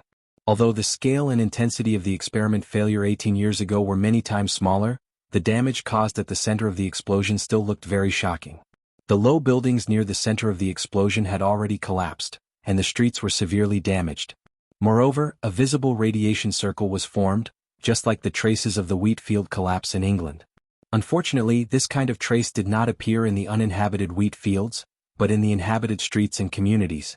Although this was already a suburb and the population density was not high, it was still significantly different from the wheat fields in England. "Mr. Liu, do you still want to fly forward?" the helicopter pilot asked in a low voice. "Or do we go down?" The military just issued an emergency notice announcing that this place has become a no-fly zone. Originally, the sky above the third ring road of the imperial capital was a no-fly zone. Other than rescue helicopters, no aircraft were allowed to approach. Lu Yuan's heart tightened. He went to the pilot's side and looked. He pointed at a point on the instrument radar and said, "After the explosion, only this point is still moving. Put me down. I want to go and see what's going on." But the military's emergency order said that there is super strong radiation there. "Do you have protective clothing?" The helicopter pilot quickly sized up Lu Yuan. "If you don't, it's better to go back and put it on before coming over." Of course, he couldn't take the helicopter anymore. He should come over with the military special car. Lu Yuan couldn't afford to waste time. He closed his eyes. "No need. Just put me down here." He wanted to chase after Song Jining. He had already missed 18 years. He probably wouldn't have a second 18 years in his life. "Are you sure?" The helicopter pilot confirmed again and again, afraid that he would misunderstand Lu Yuan's meaning. "That's already a high radiation zone." Lu Yuan knew better than anyone whether there was radiation here or not. Of course he wouldn't say it. He smiled at the pilot and continued through the microphone, "It's okay. Put me down. I wanted to go down myself. I'll explain it to Major General Hua." The pilot breathed a sigh of relief. "Then go to the cabin door. I'll put down the rope ladder." He gestured for Lu Yuan to go down the rope ladder. Lu Yuan poked his head out to take a look and found that the helicopter had already landed very close to the ground. He could clearly see where he was going to land. It was not far in front of him. He climbed down the rope ladder from the helicopter backwards. As he called, he turned on his Bluetooth headset and dialed Lu Jin's number. "Lu Jin, I need your help," Lu Yuan said calmly. Lu Yuan said calmly. In the air, the sound of the wind blew past and reached Lu Jin's ears through his Bluetooth headset.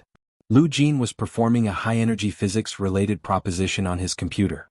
When he heard Lu Jin's words, he raised his eyebrows in surprise. Boss Lu rarely called him by his full name so seriously. Once he called him that, something big would happen. And in the past 18 years, this kind of situation had happened very few times for Lu Yuan. Lu Jin immediately became serious. "Boss Lu, what happened?" This was today's third update, Chapter 2047, The Fisherman and the Fish, 10.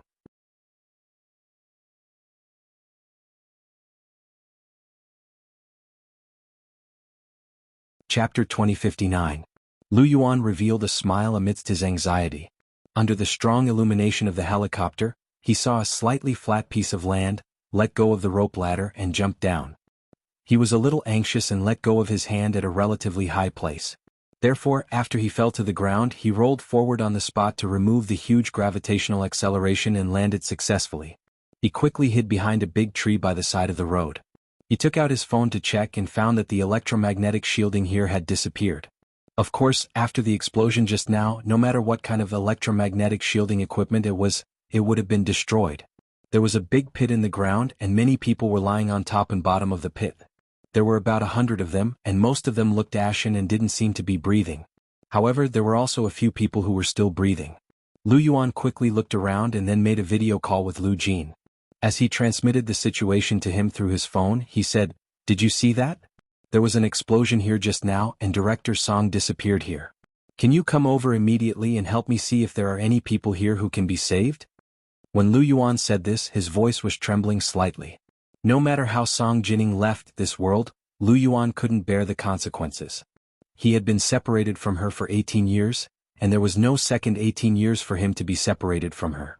Lu Jin frowned as he looked at the image that Lu Yuan had transmitted back. He said in surprise, "There was an explosion here and then Director Song disappeared? Where is this place? Why did Director Song go there?" "That's not the point." Lu Yuan punched the withered tree trunk in frustration. "The point is, can you come over and help me immediately?" They had no clues at all. They didn't know whether Song Jining was dead or alive, nor did they know where she was. "Boss Lu, don't worry. I'll be right there." Lu Jin quickly used his phone to locate Lu Yuan's location. He found his coordinates and entered them into a car that he had modified. This car could drive itself in the true sense of the word. Lu Jin sat in the car and first opened the operation interface. He uploaded the traffic light system of the entire imperial capital. Then, according to the road conditions, he asked the computer to match the shortest route. "Destination A, go." Lu Jin gave a voice command to his car. Destination A was Lu Yuan's coordinates that Lu Jin had just entered. The car received the command and began to drive according to the established route of course of Lu Yuan. At the same time, Hua Xiaoheng's helicopter had already arrived at the top floor of the Sheraton Hotel and was slowly descending. "Greetings, Chief." One of the special guards on the tarmac on the top floor ran over and saluted him. Hua Xiaoheng raised his hand and asked calmly, "What's the situation here?" "All the management staff of the Sheraton Hotel have been detained in the conference room. It's said that someone impersonated the management and escaped. General Hua is currently leading the special forces in pursuit." End of report. The man stood on both feet and replied in a loud and clear voice. Hua Xiaoheng quickly walked to the elevator on the side of the tarmac. He asked calmly, "Where's Speaker Long? What about Chief Gu? Who will guarantee their safety?" "Speaker Long and Chief Gu are currently under our protection and waiting for the helicopter to arrive." End of report. Hua Xiaoheng heaved a sigh of relief. Although things were somewhat out of his expectations, most of the situation was still under his control. He raised his head and looked in the southwest direction, where a huge white light had just flashed and lit up half the night sky of the city. The explosion was too unexpected. He had always thought that the other party's motive was Xiang Zhuang's sword dance and that his intention was to harm Duke Pei. He didn't expect that Gun Yinji wasn't their only target. Hua Xiaoheng's mind raced as he answered Lu Yuan's call. He asked in a deep voice, "Xiao Lu, how's the situation on your side?" Lu Yuan was anxiously waiting for Lu Jin's arrival as he said, "It's still being tested. We haven't found any trace of Director Song for the time being.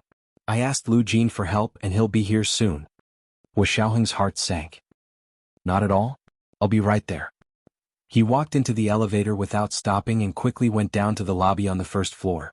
It was much better than the chaotic situation just now. General G's special guards took control of the entire situation as soon as they arrived. No one dared to walk around the entire hotel without permission. The people who wanted to force their way in were shot down and paralyzed at the bottom of the steps. No one dared to act rashly anymore. The elevator door suddenly opened to the side. Hua Xiaoheng looked up and quickly walked in the direction of Gun Yanji and Speaker Long. Gun Yanji was talking to Speaker Long with her head lowered when she suddenly heard Hua Xiaoheng's voice in her ear. "Speaker Long, may I have a word with you?" Gun Yanji turned around and looked at Hua Xiaoheng in surprise. Her black glass-like eyes instantly lit up. "Major General Hua, you're here." Hua Xiaoheng smiled and nodded at her. At the same time, he turned to look at Speaker Long and said, "Speaker Long, I have something to do to pick up Nianji. I'll leave first. The helicopter specially dispatched by the special guards will arrive soon. You have to leave this place." Speaker Long looked at him solemnly and nodded. "Did something happen in the southwest? You know about it?"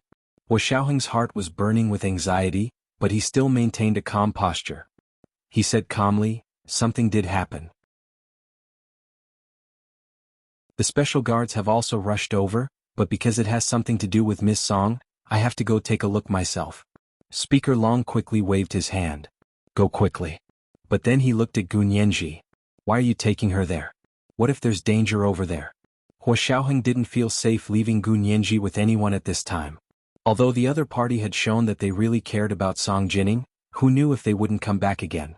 Hua Xiaoheng held Gu Nianji's hand. I need her help with something. Speaker Long, can I borrow Chief Gu for a while? It's not impossible, but you must ensure her safety, Speaker Long said sternly. I'm handing her over to you, not to put her in danger. Hua Xiaoheng gave Speaker Long a proper military salute. Don't worry, Speaker Long. I will do everything in my power to protect Chief Gu's safety. Gu Nianji blushed a little, but her heart was warm. It was as if someone had given her a reassurance pill. She wasn't afraid at all, nor was she worried at all. With Hua Xiaoheng, even if they had to die together, she wouldn't be afraid. Hua Xiaoheng turned around and left with Gu Nianji. When he entered the elevator, he called Hua Guanchen. It took a while for the call to go through, and Hua Guanchen's voice came from the Bluetooth headset. His voice was a little erratic, like it was echoing in the open wilderness.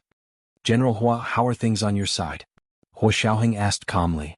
Hua Guanchen said, Kevin was originally heading towards Xiangshan, but now he's heading southwest. We're in pursuit. Southwest? Hua Xiaoheng's eyes narrowed and he immediately said, Miss Song is in danger in the southwest. There was a big explosion there and we're on our way there. What? Hua Guanchen roared. Say that again. His voice was completely hoarse, and his hoarse voice hurt Hua Xiaoheng's eardrums. This was the first chapter of the day, chapter 2048, The Fisherman and the Fish, 11. Today was the third chapter, and at 1 o'clock in the afternoon, September would send out additional chapters. 8:30 p.m. of the third chapter. It was Monday and recommendation votes were especially important.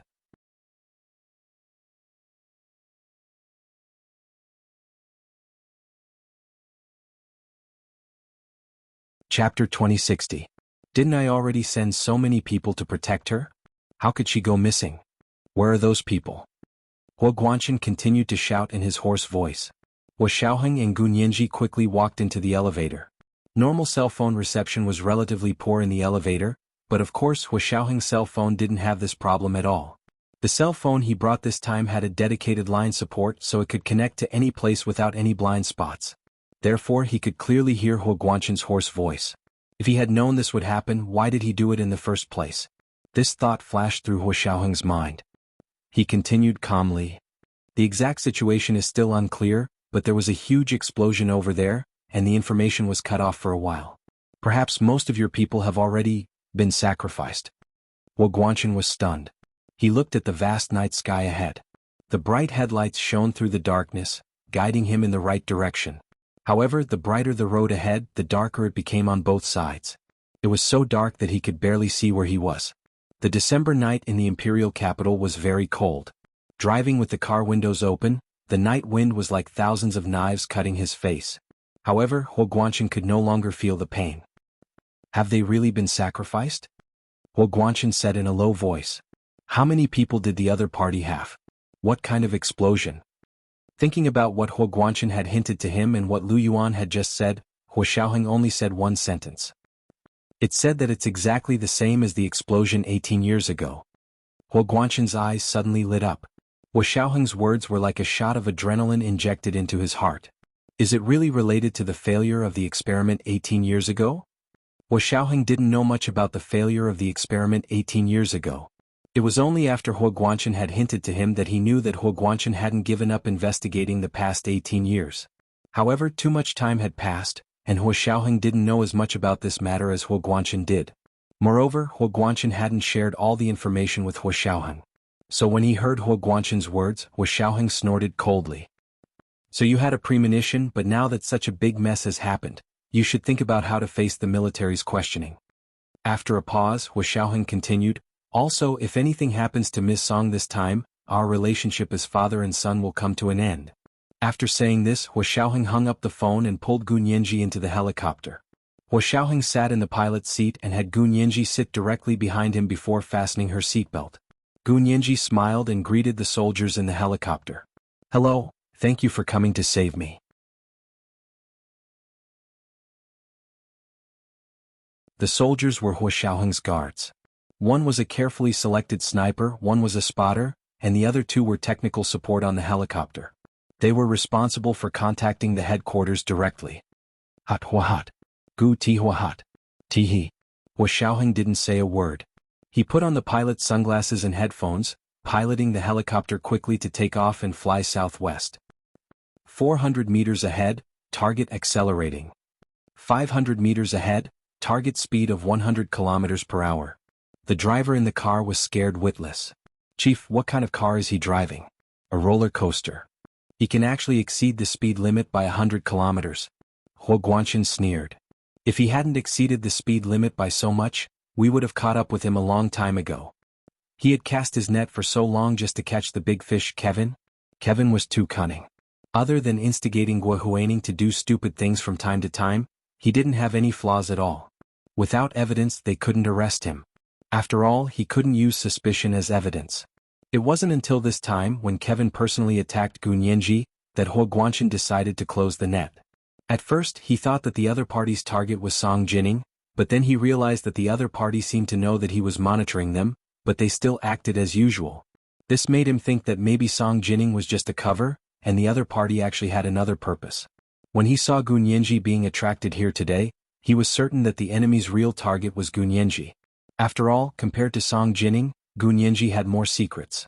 Just like how she had mysteriously disappeared a year ago, and this time she had mysteriously returned with Lu Yuan. Huo Guanxin already had an idea. Following the illegal fireworks, the appearance of the illegal electromagnetic shield, and Gun Yanji's sudden loss of contact with Speaker Long at the Sheraton Hotel, as well as the small explosion at their location, Huo Guanxin was very confident in his theory. So when he heard Huo Xiaoheng say that Song Jining had also been in trouble, he suddenly realized that the other party's real target was actually more than one. But why would the other party target both Song Jining and Gun Yanji? Could it be that the failure of the experiment 18 years ago actually had something to do with Gun Yanji? Gun Yanji was only 2 years old at the time. How was it related? Huo Guanxin shook his head and decided not to think about Gun Yanji's problem for now. Based on that explosion, Huo Guanxin could conclude that this group of people really had something to do with the failure of the joint experiment between the military and the Institute of High Energy Physics 18 years ago. They really hid it well. Had they really not given themselves away in the past 18 years? Or had they appeared before, but he just didn't realize it? For the first time, Huo Guanxin regretted and was afraid. He shouldn't have kept all this information in his hands. He should have shared it with others, especially not Huo Xiaoheng. If something really happened to Song Jining this time, Huo Guanxin knew that it was his own conceit that hurt her. Huo Guanxin was burning with anxiety. He slammed the window and said in a low voice, "Speed up. 150 kilometers over the speed limit." Their car was a modified car, so the speed limit on the highway was nothing to them. Also, their car had military plates, so they could drive at the speed limit now that they were on a special mission. Hearing Huo Guanxin's order, the driver perked up and replied loudly, "Yes, Chief." The Special Forces team led by Huo Guanxin suddenly accelerated and drove quickly on the highway. The modified cars had excellent performance. Even though they accelerated to the point where they were about to fly, the engine could still maintain silent mode. At this time, the ordinary vehicles on the highway only saw a blur in front of their eyes. Several Humvees flashed past their eyes. The image of the military vehicles was still in their retinas, but the military vehicles had already left them far behind and disappeared in an instant. Most importantly, they couldn't hear a single sound. This was even more exciting than Formula One racing in Europe. A few drivers who liked to post on Weibo quickly took a few photos of the afterimages and posted them on Weibo with a sensational title. "Our Army's secret weapon, silent engine, the speed of portals." Guess how much over the speed limit, however. After these posts were posted, they were quickly deleted by the system. The few accounts also realized that they had been banned and would not be able to post on Weibo for 3 days. It seemed like they had discovered something amazing. After Huo Guanxin's team sped up, they finally got closer and closer to the black Land Rover in front. Kevin and his men were in the car in front. The corners of Huo Guanxin's lips curled into a cold, bloodthirsty smile. This is today's second Alliance Leader Plus update, Chapter 2049, The Fisherman and the Fish, 12. This is the update for September's Love to Read promotion to Alliance Leader. 8:30 p.m. of the third night. Monday recommendation votes are especially important.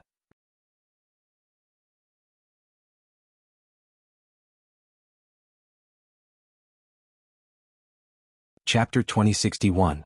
The night wind was piercingly cold, and the darkness was like a huge shell that enveloped everything. The flashing headlights were the only bright spot in the shell. Kevin cursed softly in the car and asked the driver beside him, Can't you drive a little faster? The driver said bitterly. This is already the maximum speed this car can reach. Any faster and the car will fall apart. Kevin punched the window angrily. We're already going so fast, how can the people behind us get closer? Is the engine of a lousy country like the Wuxia Empire already so powerful? I don't believe it. The car behind us is a military vehicle. The driver glanced at the rearview mirror. The Wuxia Empire's military stuff is different from civilian stuff. Maybe there's something powerful that we don't know about. Kevin clenched his fists, his handsome face almost contorted. The Wuxia Empire's military has something powerful? Looks like we didn't give them enough money. Those spies are all useless. Until now, no one has leaked any information about this. His driver was also a trusted subordinate who had followed him for many years. He smiled bitterly. The cost of obtaining information is much higher now. Back in the day, we could get a full set of information on the Wuxia Empire's new nuclear submarines with just a few tens of thousands of US. Now we can't even get our hands on it.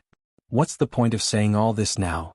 If we don't think of something, we'll be caught like turtles in a jar. Kevin closed his eyes at the approaching headlights. When he turned around, he saw Guo Huaining tied up in the back seat from the corner of his eye. He curled his lips in disdain.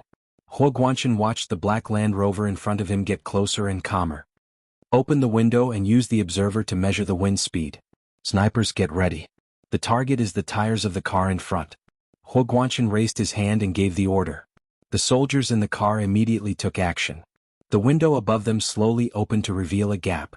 The observer extended the instrument and began to measure the wind speed as well as the actual distance of the car in front. The window next to them slowly lowered a gap, and the sniper mounted his sniper rifle. Through the cross-shaped infrared night vision scope, not only could they see the car's tires, but they could also see the moving figures in the car. There are 4 people in the car in front. 1 driver, 2 members of his entourage who are sitting down, and 1 member of his entourage who is lying down. The person lying down is tied up. Huo Guanchen waved his hand. Hit the tires and force the car in front to stop. Prepare for battle. They had already arrived at a deserted area where there were no cars passing by. Looking at the map, they were already close to the southwestern suburbs of the imperial capital. The observer immediately reported a set of data. The sniper adjusted the scope of the sniper rifle according to the data and aimed again. Bang! With a muffled sound like firecrackers being set off in a teacup, the left rear tire of the black Land Rover in front deflated. The car lurched, but the car did not stop. Bang! There was another muffled sound, and the right rear tire of the black Land Rover in front flattened. Squeak! The 2 tires of the black Land Rover in front of them had been blown up. Finally, it could not continue driving. It spun 90 degrees on the spot and stopped in the middle of the road. Huo Guanchen led the members of the special forces to block the back road of the car in front of them before getting out of the car to surround it. Bang bang bang bang. Kevin couldn't just sit and wait for death. Together with the 2 people in the car, they fired at the people who surrounded them. The bullets deviated in the night wind and did not hit their targets. Instead, it ignited the bloodlust of the special forces. They were all elite soldiers among elite soldiers selected from the entire military. All of them were all-round and had no shortcomings. Seeing that the criminals in the car still dared to fight back with guns, the special forces walking at the front listened to the direction the bullets came from and instinctively raised their hands to shoot. Almost at the same time the car window broke, a bullet mark appeared on the forehead of the person sitting next to Guo Huaining in the back seat. It was the same mark as the one on the car window. He didn't even make a sound as he fell into the back seat. Blood gradually flowed from the bullet hole on his forehead and covered his face. Guo Huaining had already woken up. Seeing this scene, she felt that she might as well have passed out. She couldn't stop screaming. Hearing her scream, Kevin's eyes narrowed. He quickly leaned over from the front seat and grabbed Guo Huaining. Pointing the gun at her head, he said through gritted teeth, "It's all up to you now. Let's see what position you have in General Hua's heart." The Wuxia military was everywhere. Kevin had no intention of leaving alive. He wanted to perish together with the enemy. Picking up the sobbing Guo Huaining from the back seat, Kevin dialed his boss's number and said, "If the operation fails, I'll use my life to make up for it." The person on the other end was very agitated and said hoarsely, "Don't fight with your life. You have to live. I'll hire the best lawyer to help you with the lawsuit." Kevin's heart skipped a beat. "What if they shoot me dead?" "If they shoot you dead, I'll make them pay," his boss said firmly. "Kevin, you're an American citizen. They wouldn't dare to shoot an American." Kevin was speechless. Would this really work? But since his boss had said so, he might as well give it a try. He didn't plan on living anyway. At most he would die. Kevin opened the car window and shoved Guo Huining's head out. He said loudly, "General Hua. You're chasing me relentlessly. Is it because of this woman? If you want her to live, don't force me." When Guo Huining heard that it was Huo Guanchen, she was overjoyed and cried, "Guanchen! Save me! Save me!" Huo Guanchen held his gun and stood behind cover on the side of the road. He looked at the car and the headlights in front of him without saying a word. Half of Guo Huining's body was shoved out. Her hands were tied, and she struggled with all her might to form an acute triangle with the car window. The special guards asked him, "What do we do? Do we need to rescue the hostage?" Huo Guanchen said coldly, "She's not a hostage. She's an accomplice." The special guards were speechless. Huo Guanchen didn't deliberately lower his voice. Guo Huining and Kevin in the car heard it too. He was so cold. Guo Huining was so shocked that she forgot to cry for a moment. She looked in the direction of the voice in a daze. The night wind blew, and the tears on her face almost froze into ice. She snapped back to her senses. "I'm not an accomplice. I'm a hostage." Guo Huining shouted, "General Hua. Don't be fooled by them. I'm a hostage. They want to use me to threaten you." Huo Guanchen smirked. "I've never been threatened." He raised his hand and fired 2 shots directly in Guo Huining's direction. Bang! Bang! 2 gunshots hit the metal windows on both sides of Guo Huining. Sparks flew. Guo Huining was so scared that her eyes rolled back and she fainted again. Kevin was furious. He pulled Guo Huining back from the car window and used her as a shield. He pointed the gun at her head and shouted outside, "I'm an American citizen. You dare to shoot an American citizen? Do you want to cause a diplomatic dispute? Our country will not let you off." This was today's third update, Chapter 2050, The Fisherman and the Fish, 13. It's Monday. Recommendation votes are especially important.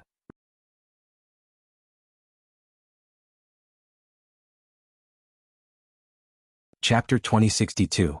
Huo Guanchen looked expressionlessly in the direction of the black Land Rover and said disapprovingly, "An American citizen taking a hostage from our country is a terrorist act. Even in the United States they would be killed with 1 shot. Don't worry, we all have law enforcement recorders. Everything that happened today was recorded. If your country calls for justice, we don't mind releasing today's video to the world." Kevin couldn't believe what he was hearing. He actually had law enforcement recorders for such a confidential incident. His first reaction was complete disbelief. But on second thought it didn't seem impossible.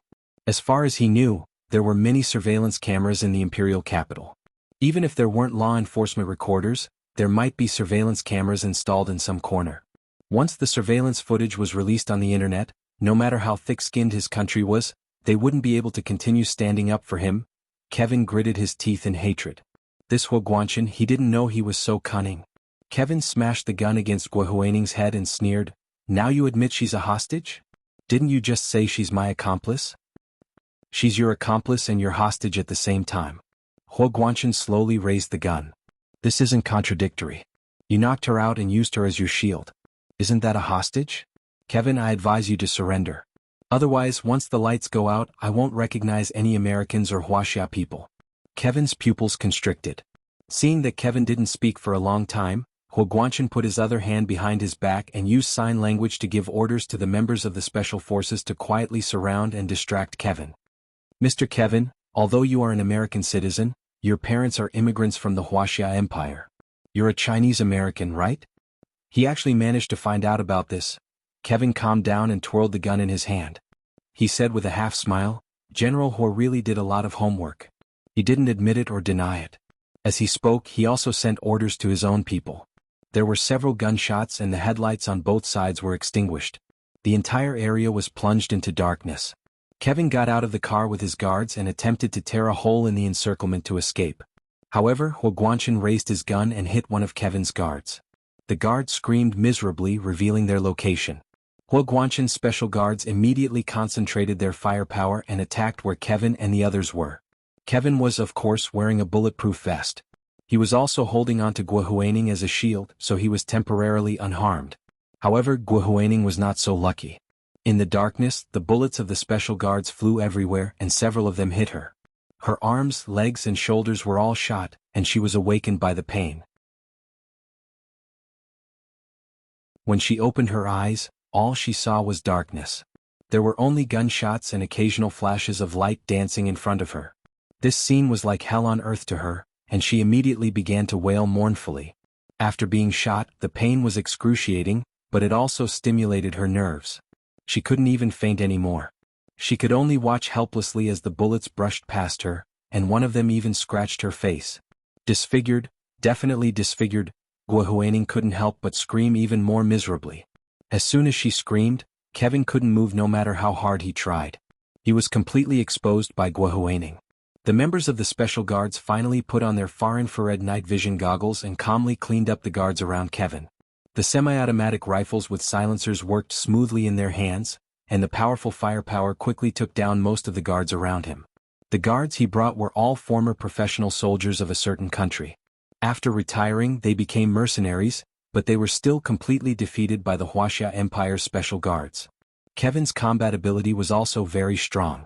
He hid behind Gua Huaining and continuously fired back, even injuring a few members of the special guards. His resistance aroused the blood of the special guards even more, and they actually wanted to fight to the death. Gua Huaining was scared out of her wits by the bullets flying past her, and she almost howled like she was mentally ill. In the end, Kevin felt that her howling was too annoying, so he pushed her away. Then he quickly lay on the ground, rolled a few times, and hid in a ditch by the side of the road.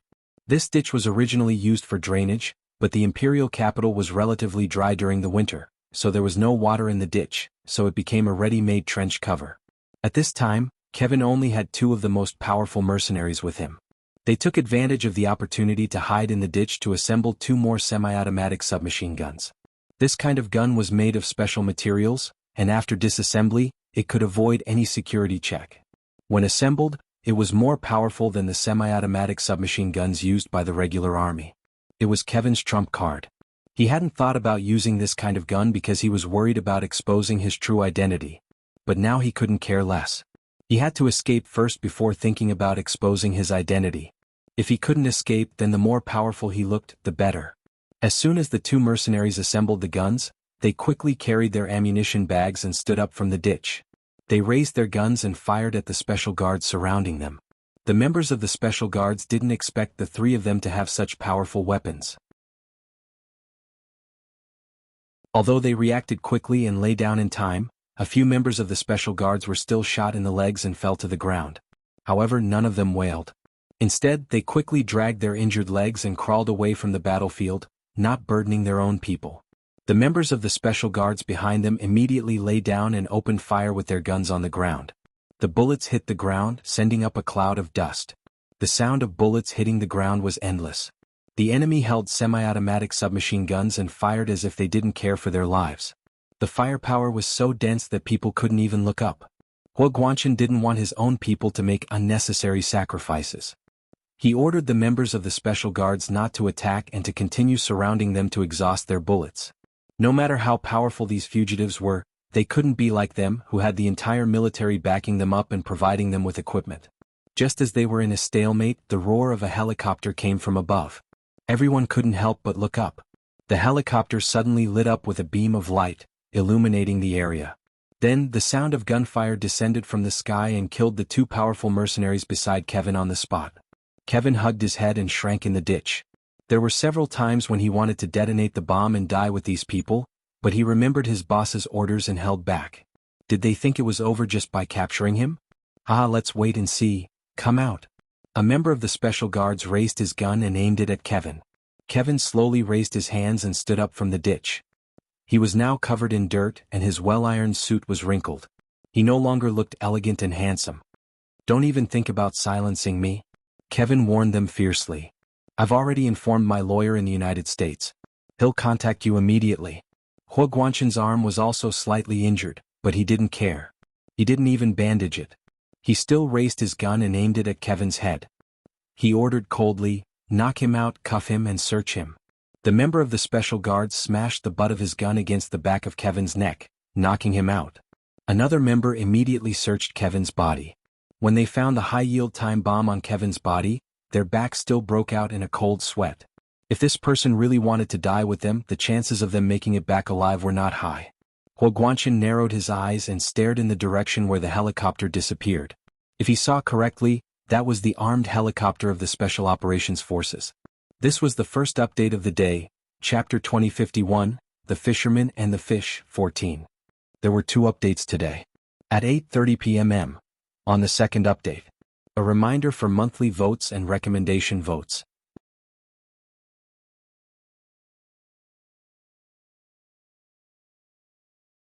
Chapter 2063. That was the direction Huo Xiaoheng had told him about Song Jinning's disappearance. Huo Guanchen's heart tightened. He immediately ordered, "Half of you clean up the battlefield. The other half, follow me to escort the suspect, Kevin, back to the military for detention." Although he really wanted to see how Song Jinning was doing, he decided to escort Kevin back first. After spending so much effort to catch the suspect, he didn't feel at ease handing him over to anyone else. From the looks of it, Huo Xiaoheng had personally gone to rescue Song Jinning. Huo Guanchen trusted in Huo Xiaoheng's work. The special guard quickly carried out Huo Guanchen's orders, leaving half of the uninjured to clean up the battlefield, while the other half followed Huo Guanchen to escort Kevin and Guo Huaining back with the injured. Huo Xiaoheng personally flew the helicopter southwest of the imperial capital. Along the way, he had already learned a lot about the situation on Lu Yuan's side through the ground communication with Zhao Liangzi. Mr. Hua, General Hua's situation is also very complicated. According to the statistics, the number of criminals on General Hua's side isn't as many as President Lu's, but their combat power is extremely strong. Moreover, the enemy leader that General Hua is dealing with is Kevin. His status is much higher than the enemy leader, Deputy Director Jia, on Lu Yuan's side. This makes sense because Kevin was originally targeting Nianji, and Deputy Director Jia was targeting Superintendent Song.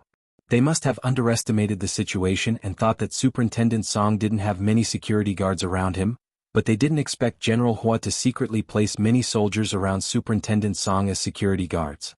So, in the end, the enemy was desperate and even used that special explosion. Huo Xiaoheng listened quietly, occasionally grunting in response. Finally, Zhao Liangzi said, "The battle on General Hua's side has ended. We're starting to clean up the battlefield and escort the suspects back to the military. Dozens of powerful mercenaries were killed, and not a single one was spared." Huo Xiaoheng finally nodded and said, "Get Big Xiong to send someone to the military to ask about the situation. Kevin is an American citizen. The Special Operations Forces can assist in the investigation." Although Kevin was a foreigner, he had committed a crime on Huaxia territory, so the Special Operations Forces could not directly intervene because the Special Operations Forces had jurisdiction over all places outside of Huaxia territory. That is, unless they receive authorization from a domestic agency to assist in the investigation. However, cases like these that involved foreigners would usually require the Special Operations Forces to assist in the investigation. That was because a lot of evidence was collected overseas, and this was where the Special Operations Forces could show off their skills. Zhao Liangzi immediately said, "Yes, Mr. Hua. I'll let Big Xiong know right away." After dealing with the 2 most powerful mercenaries by Kevin's side, Huo Xiaoheng drove the helicopter and arrived not far from Lu Yuan. He didn't immediately find a flat place to land. Instead, he used the phone to contact Lu Yuan. "Director Lu, what's the situation?" Lu Jin had already arrived in his modified driverless car. He was holding his own equipment and investigating the evidence with Lu Yuan. "This explosion yield, this scale, and this intensity are indeed very close to the situation you described back then," Lu Jin said as he looked at the data on his instrument. "Who told you to test the explosion data now?" Lu Yuan was burning with anxiety. "Can you hurry up and see if there are still people alive here?" He needed someone as a clue to determine the direction in which Song Jinning had been kidnapped as soon as possible. Lu Jin rolled his eyes. "I'm not sure about the strength and scale of the explosion. How can I be sure if she's the same as you back then?" Lu Yuan's heart tightened. "Then is she the same? If she was like him back then she would have gone to the other side. Are you worried that she's gone to the other side?" Lu Jin pursed his lips into the air in amusement. "You're still nagging?" Lu Yuan's emotions were rarely shown. "Hurry up and tell me the results. We don't have time to listen to your long story. Even if she's over, don't be anxious." Lu Jin had never seen Lu Yuan so anxious before. He couldn't help but want to tease him. "You've been on the other side for so many years, so you should know that there's no Song Jinning on the other side." "That's hard to say. Lu Yuan snorted and saw through Lu Jin's intentions. I've been on the other side for 18 years, but I've never heard of a great scientist called Song Jining, but that doesn't mean that there's no Song Jining on the other side. Lu Yuan was implying something. You told me that the other side is a counterpart. The counterpart corresponds to DNA, not a specific identity, status, or ability. Lu Jin smiled and nodded at him a few times. You have some brains. I'll be honest with you, with the scale and intensity of this explosion, it's wishful thinking to send someone to the other side. He took out the instrument and pointed it out to Lu Yuan. Do you see these data? Although it looks powerful, it's just a decoration because it's not big enough. What do you mean it's just a decoration? For example, it's like the difference between a miniature landscape and a normal landscape. Philosophically speaking, only quantitative change can lead to qualitative change. It's also applicable here. They haven't even reached the equivalent of this quantitative change, so of course it won't cause a qualitative change. You're thinking too much. You want to go to the other side? You're dreaming.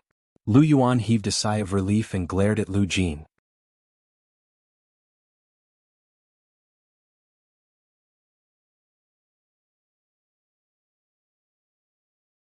Chapter 2064. Hua Xiaoheng immediately put down the rope ladder and said, Uncle Lu, have you confirmed the coordinates? Lu Yuan immediately reported the coordinates. Hua Xiaoheng immediately entered it into the helicopter's automatic navigation system and locked onto the coordinates. By the time Lu Yuan and Lu Jin climbed up the rope ladder, Hua Xiaoheng had already completed the directional control and was flying towards the coordinates. When Gu Nianji saw Lu Jin climb up, she pounced on him in surprise. Dad, you're here too. Lu Jin was shocked. Nianji, why are you here? Gu Nianji. Lu Yuan was slightly taken aback, but he quickly understood. Nianji is in danger too? Gu Nianji wasn't really in danger. The only thing that was more dangerous was when the chair suddenly exploded in the very soundproof small reception room of the Sheraton Hotel. However, because Hua Xiaoheng had reminded her in time, Gu Nianji hadn't been affected by the explosion. However, if Hua Xiaoheng hadn't called to check on Gu Nianji's condition, it would have been hard to say what would have happened. Gu Nianji saw that Lu Jin was worried and didn't want to say anything, but Lu Jin didn't need her to say anything. His face darkened and he immediately picked up his phone to search for what had happened in the imperial capital tonight. When he saw it, he was so angry that he almost went berserk on the helicopter. How dare you? How dare you use a bomb against my girl? Lu Jin waved his fist in exasperation. Lu Yuan? He looked at Lu Jin in confusion. How did you know there was a bomb against Nianji? I didn't see it on the news. Of course you didn't see it.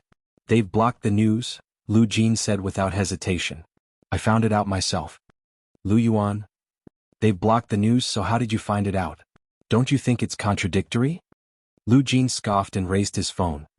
My search channel is different from your Chengdu or Google. The information blockades on the internet don't work on me at all. Why doesn't it work? Just because you're thick-skinned? Lu Yuan couldn't help retorting.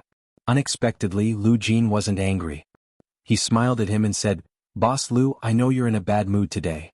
I won't lower myself to your level. I said those information blockades don't work on me because the search engine I use is built on the basis of quantum entanglement. All information on the internet, whether encrypted or not, as long as it is circulated on the internet, including emails and text messages, I can search for keywords. So as long as someone talks about the Sheraton Hotel in private, I will know. Lu Jin patted Gu Nianji's head proudly. I already knew that my girl went to the Sheraton Hotel with Speaker Long today to attend their Christmas party. I just searched for information and saw someone sending an encrypted email to someone reporting that the Sheraton Hotel's bomb plan failed and that the target has escaped. After comparing the two, I know that my girl was definitely the victim of an attempted bomb attack. Lu Yuan shook his head speechlessly. You can even speculate that your daughter is in danger? What if it was someone else? For example, isn't Speaker Long a bigger target than Nianji? Who said that? Lu Jin was furious. How is Speaker Long more important than my girl? The other party is so generous, so of course they can only target my girl. How could anyone else be worth their time? He made it sound like it was an honor to be the target of a bomb attack. Gu Nianji was also speechless. She quickly tugged at Lu Jin's sleeve and whispered, Dad, I'm actually fine.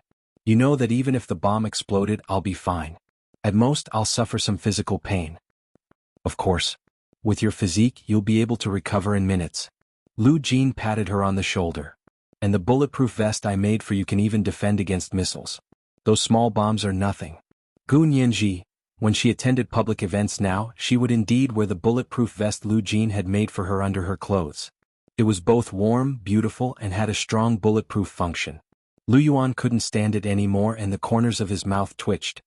But no matter how much it can heal, won't your girl still have to suffer? Even being scalded by boiling water will hurt, let alone being blown up by a bomb? These words made Lu Jin shut his mouth. After a while, he said hatefully, "Who set the bomb? Who had the guts? He must have a death wish." Gu Nianji recalled the situation at the time and frowned slightly. She said in a low voice, "At that time, the seats of the COO of the Sheraton Hotel and I both caught fire and exploded." Lu Jin sneered and said, "This is a petty trick to cover up, just like how murderers often have to create an alibi. It's simply a blatant lie." That was what he said, but if he went to court, this would indeed be strong evidence for the other party to get off the hook. Gu Nianji shook her head and felt that she was really possessed. What time was it and she was still thinking about going to court? Kevin had been captured alive by the special guards. Just the charge of gathering a crowd to carry a gun was enough to make him suffer. Gu Nianji only regretted that Hua Xiaoheng hadn't shot Kevin to death when he was shooting down from the helicopter. Of course, she only dared to think about it in her heart and never dared to say it in front of Hua Xiaoheng. After a moment of silence, Gu Nianji sat next to Lu Jin and leaned her head on his shoulder. She said in a low voice, "Dad, don't say any more. Major General Hua has protected me very well. With you by my side no one can touch me. But Miss Song." Lu Jin couldn't help glancing at Lu Yuan when she mentioned Song Jining. Lu Yuan frowned and pursed his lips. He looked down at the scenery on the ground through the window and determined the location of the landmarks. Hua Xiaoheng suddenly pulled the joystick and said to the people in the cabin through the intercom, "There's an electromagnetic shield here again. The plane's autopilot has failed. I'll pilot it manually now. Fasten your seatbelts." When there was electromagnetic interference, the plane's navigation system would lose contact with the satellite system. The autopilot relied on navigation. Without navigation, it would depend on the pilot's skills and experience.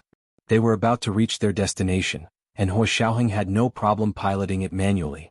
But with Lu Jin around, how could he let someone else conduct electromagnetic interference? He didn't even need to use his own professional equipment. He just took out his phone and opened a small app. He quickly found the frequency of electromagnetic interference. As long as he found the frequency of the electromagnetic interference shielding, it would be a matter of minutes to crack it. Lu Jin only used his phone to counter it, and Hua Xiaoheng found that the helicopter's autopilot system was working again. He looked out the window at the thinning clouds. He held the rudder with both hands and steered the helicopter to land. He asked through the intercom, "Uncle Lu," who sent an encrypted email saying that the operation had failed, "Can you find out the real name authentication information of the person who sent and received the email?" Lu Yuan, Lu Jin, Gu Nianji, the three of them were sweating profusely in their hearts. None of them had thought of following the clues. It was understandable that Lu Yuan had focused all his attention on Song Jining. Gu Nianji, on the other hand, was distracted by Lu Jin and didn't react at all. Only Lu Jin was the most ashamed. Since he could find the other party's encrypted email, and it was obvious that the mastermind behind the scenes was reporting on his work, he hadn't even thought of checking the real name authentication information. Lu Jin lowered his head silently and searched again. He raised his eyebrows in surprise and said, "The email that sent and received the message didn't have real name authentication information. What about the IP address?" Lu Yuan still shook his head. Changing the IP address at the right time is also based on the theory of quantum communication. He rubbed his chin thoughtfully. The person who planned this is very powerful.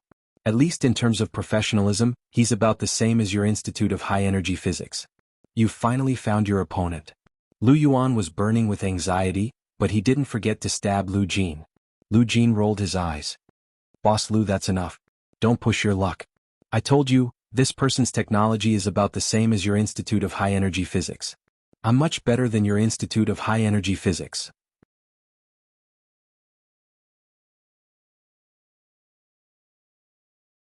What he meant was that if he wanted to catch up to him, he would have to wait until his next life. Lu Yuan heaved a sigh of relief, but his palms were still sweating. At this moment, Hua Xiaoheng had already landed the helicopter on a relatively flat field. They were already more than 200 kilometers southeast of the outskirts of the imperial capital. Not far away they could already see the harbor in the darkness. The seawater gently lapped against the shore, making a crashing sound. A few speedboats were parked on the shore, well hidden. There were a few high-end residential buildings near the coast. In one of the apartments, the person in charge of electromagnetic interference shielding was scrambling to adjust the equipment. A person next to him said angrily, "You can't even use the electromagnetic interference detector properly, and you still call yourself a top physics student?" This was the first update of the day, Chapter 2053, The Fisherman and the Fish, 16. There were 2 updates today. At 8:30 p.m. The next update. A reminder for monthly votes and recommendation votes.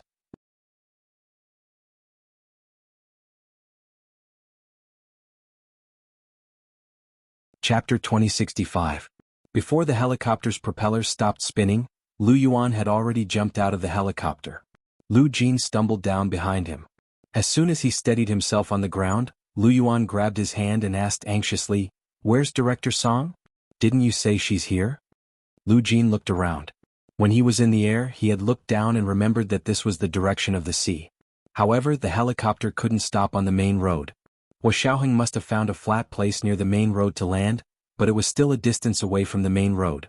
Lu Jin took out the instrument to check again. He frowned and said, "It's here. Go a little further." Before he could finish speaking, Lu Yuan was already running forward. Lu Jin turned around to look at Xiaoheng, who was walking over from the helicopter, and asked, "How many people did you bring?"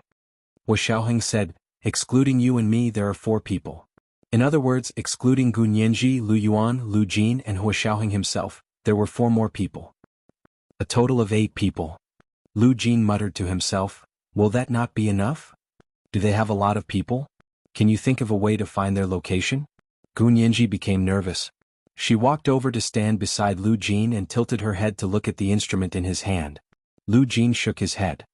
"I'm not sure if they have a lot of people, but this place is very big. We might have to conduct a carpet search." Xiaoheng, a carpet search along the coastline? Was he joking? Gu Nianji also glared at Lu Jin. "Dad, can't you find their coordinates?" "Someone has already eliminated the residual magnetic field energy from their bodies." Lu Jin scratched his head and glanced at Xiaoheng embarrassedly. "Right now, I can only deduce that they should be near the coastline. As for where they are, the signal has disappeared." "Dad, how do you know that someone eliminated the residual magnetic field energy from their bodies and didn't disappear naturally?" Gu Nianji asked curiously and looked around. This place wasn't remote, but it definitely wasn't prosperous either. Not far from here there were a few buildings that were under construction. In the boundless moonlight, the tall eagle beak frame stretched across the horizon, and the green net covered the unfinished high-rise building tightly. There was a neighborhood nearby that had already been built. It was obviously a condominium with a sea view. 4 to 5 high-rise buildings were sparsely arranged, striving for the best view of the sea. The occupancy rate of the residential area should not be too high. It was not even 10 o'clock at night, and there were not many people who went to bed early. There were also very few buildings with lights on. Gu Nianji looked away and at the coastline in front of her. The road was not smooth and they could not see the sea at a glance.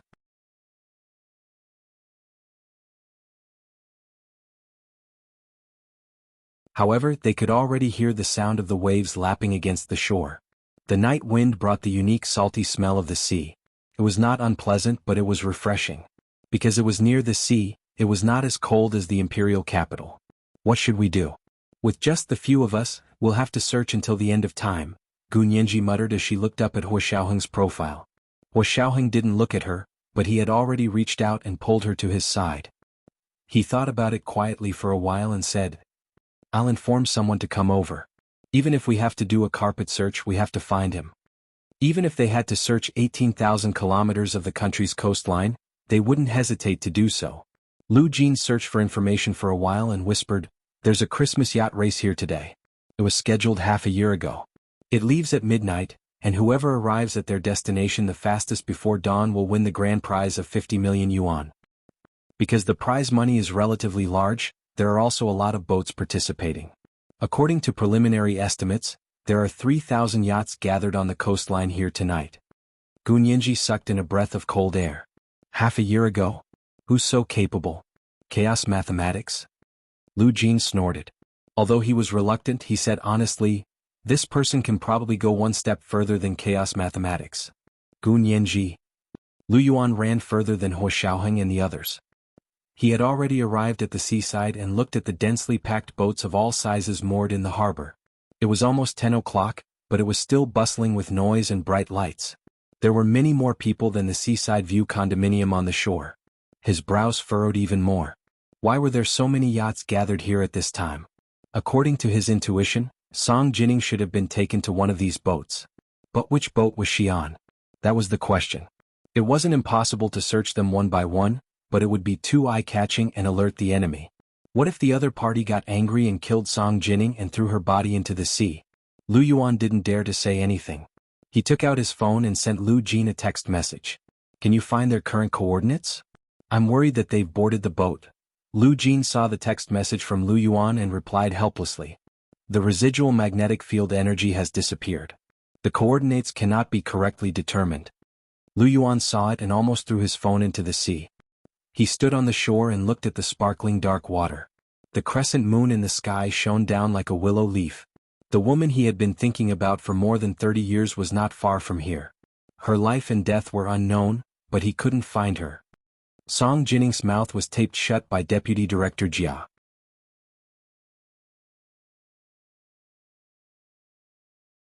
Her hands were tied behind her back and she was thrown into the cabin of a small yacht.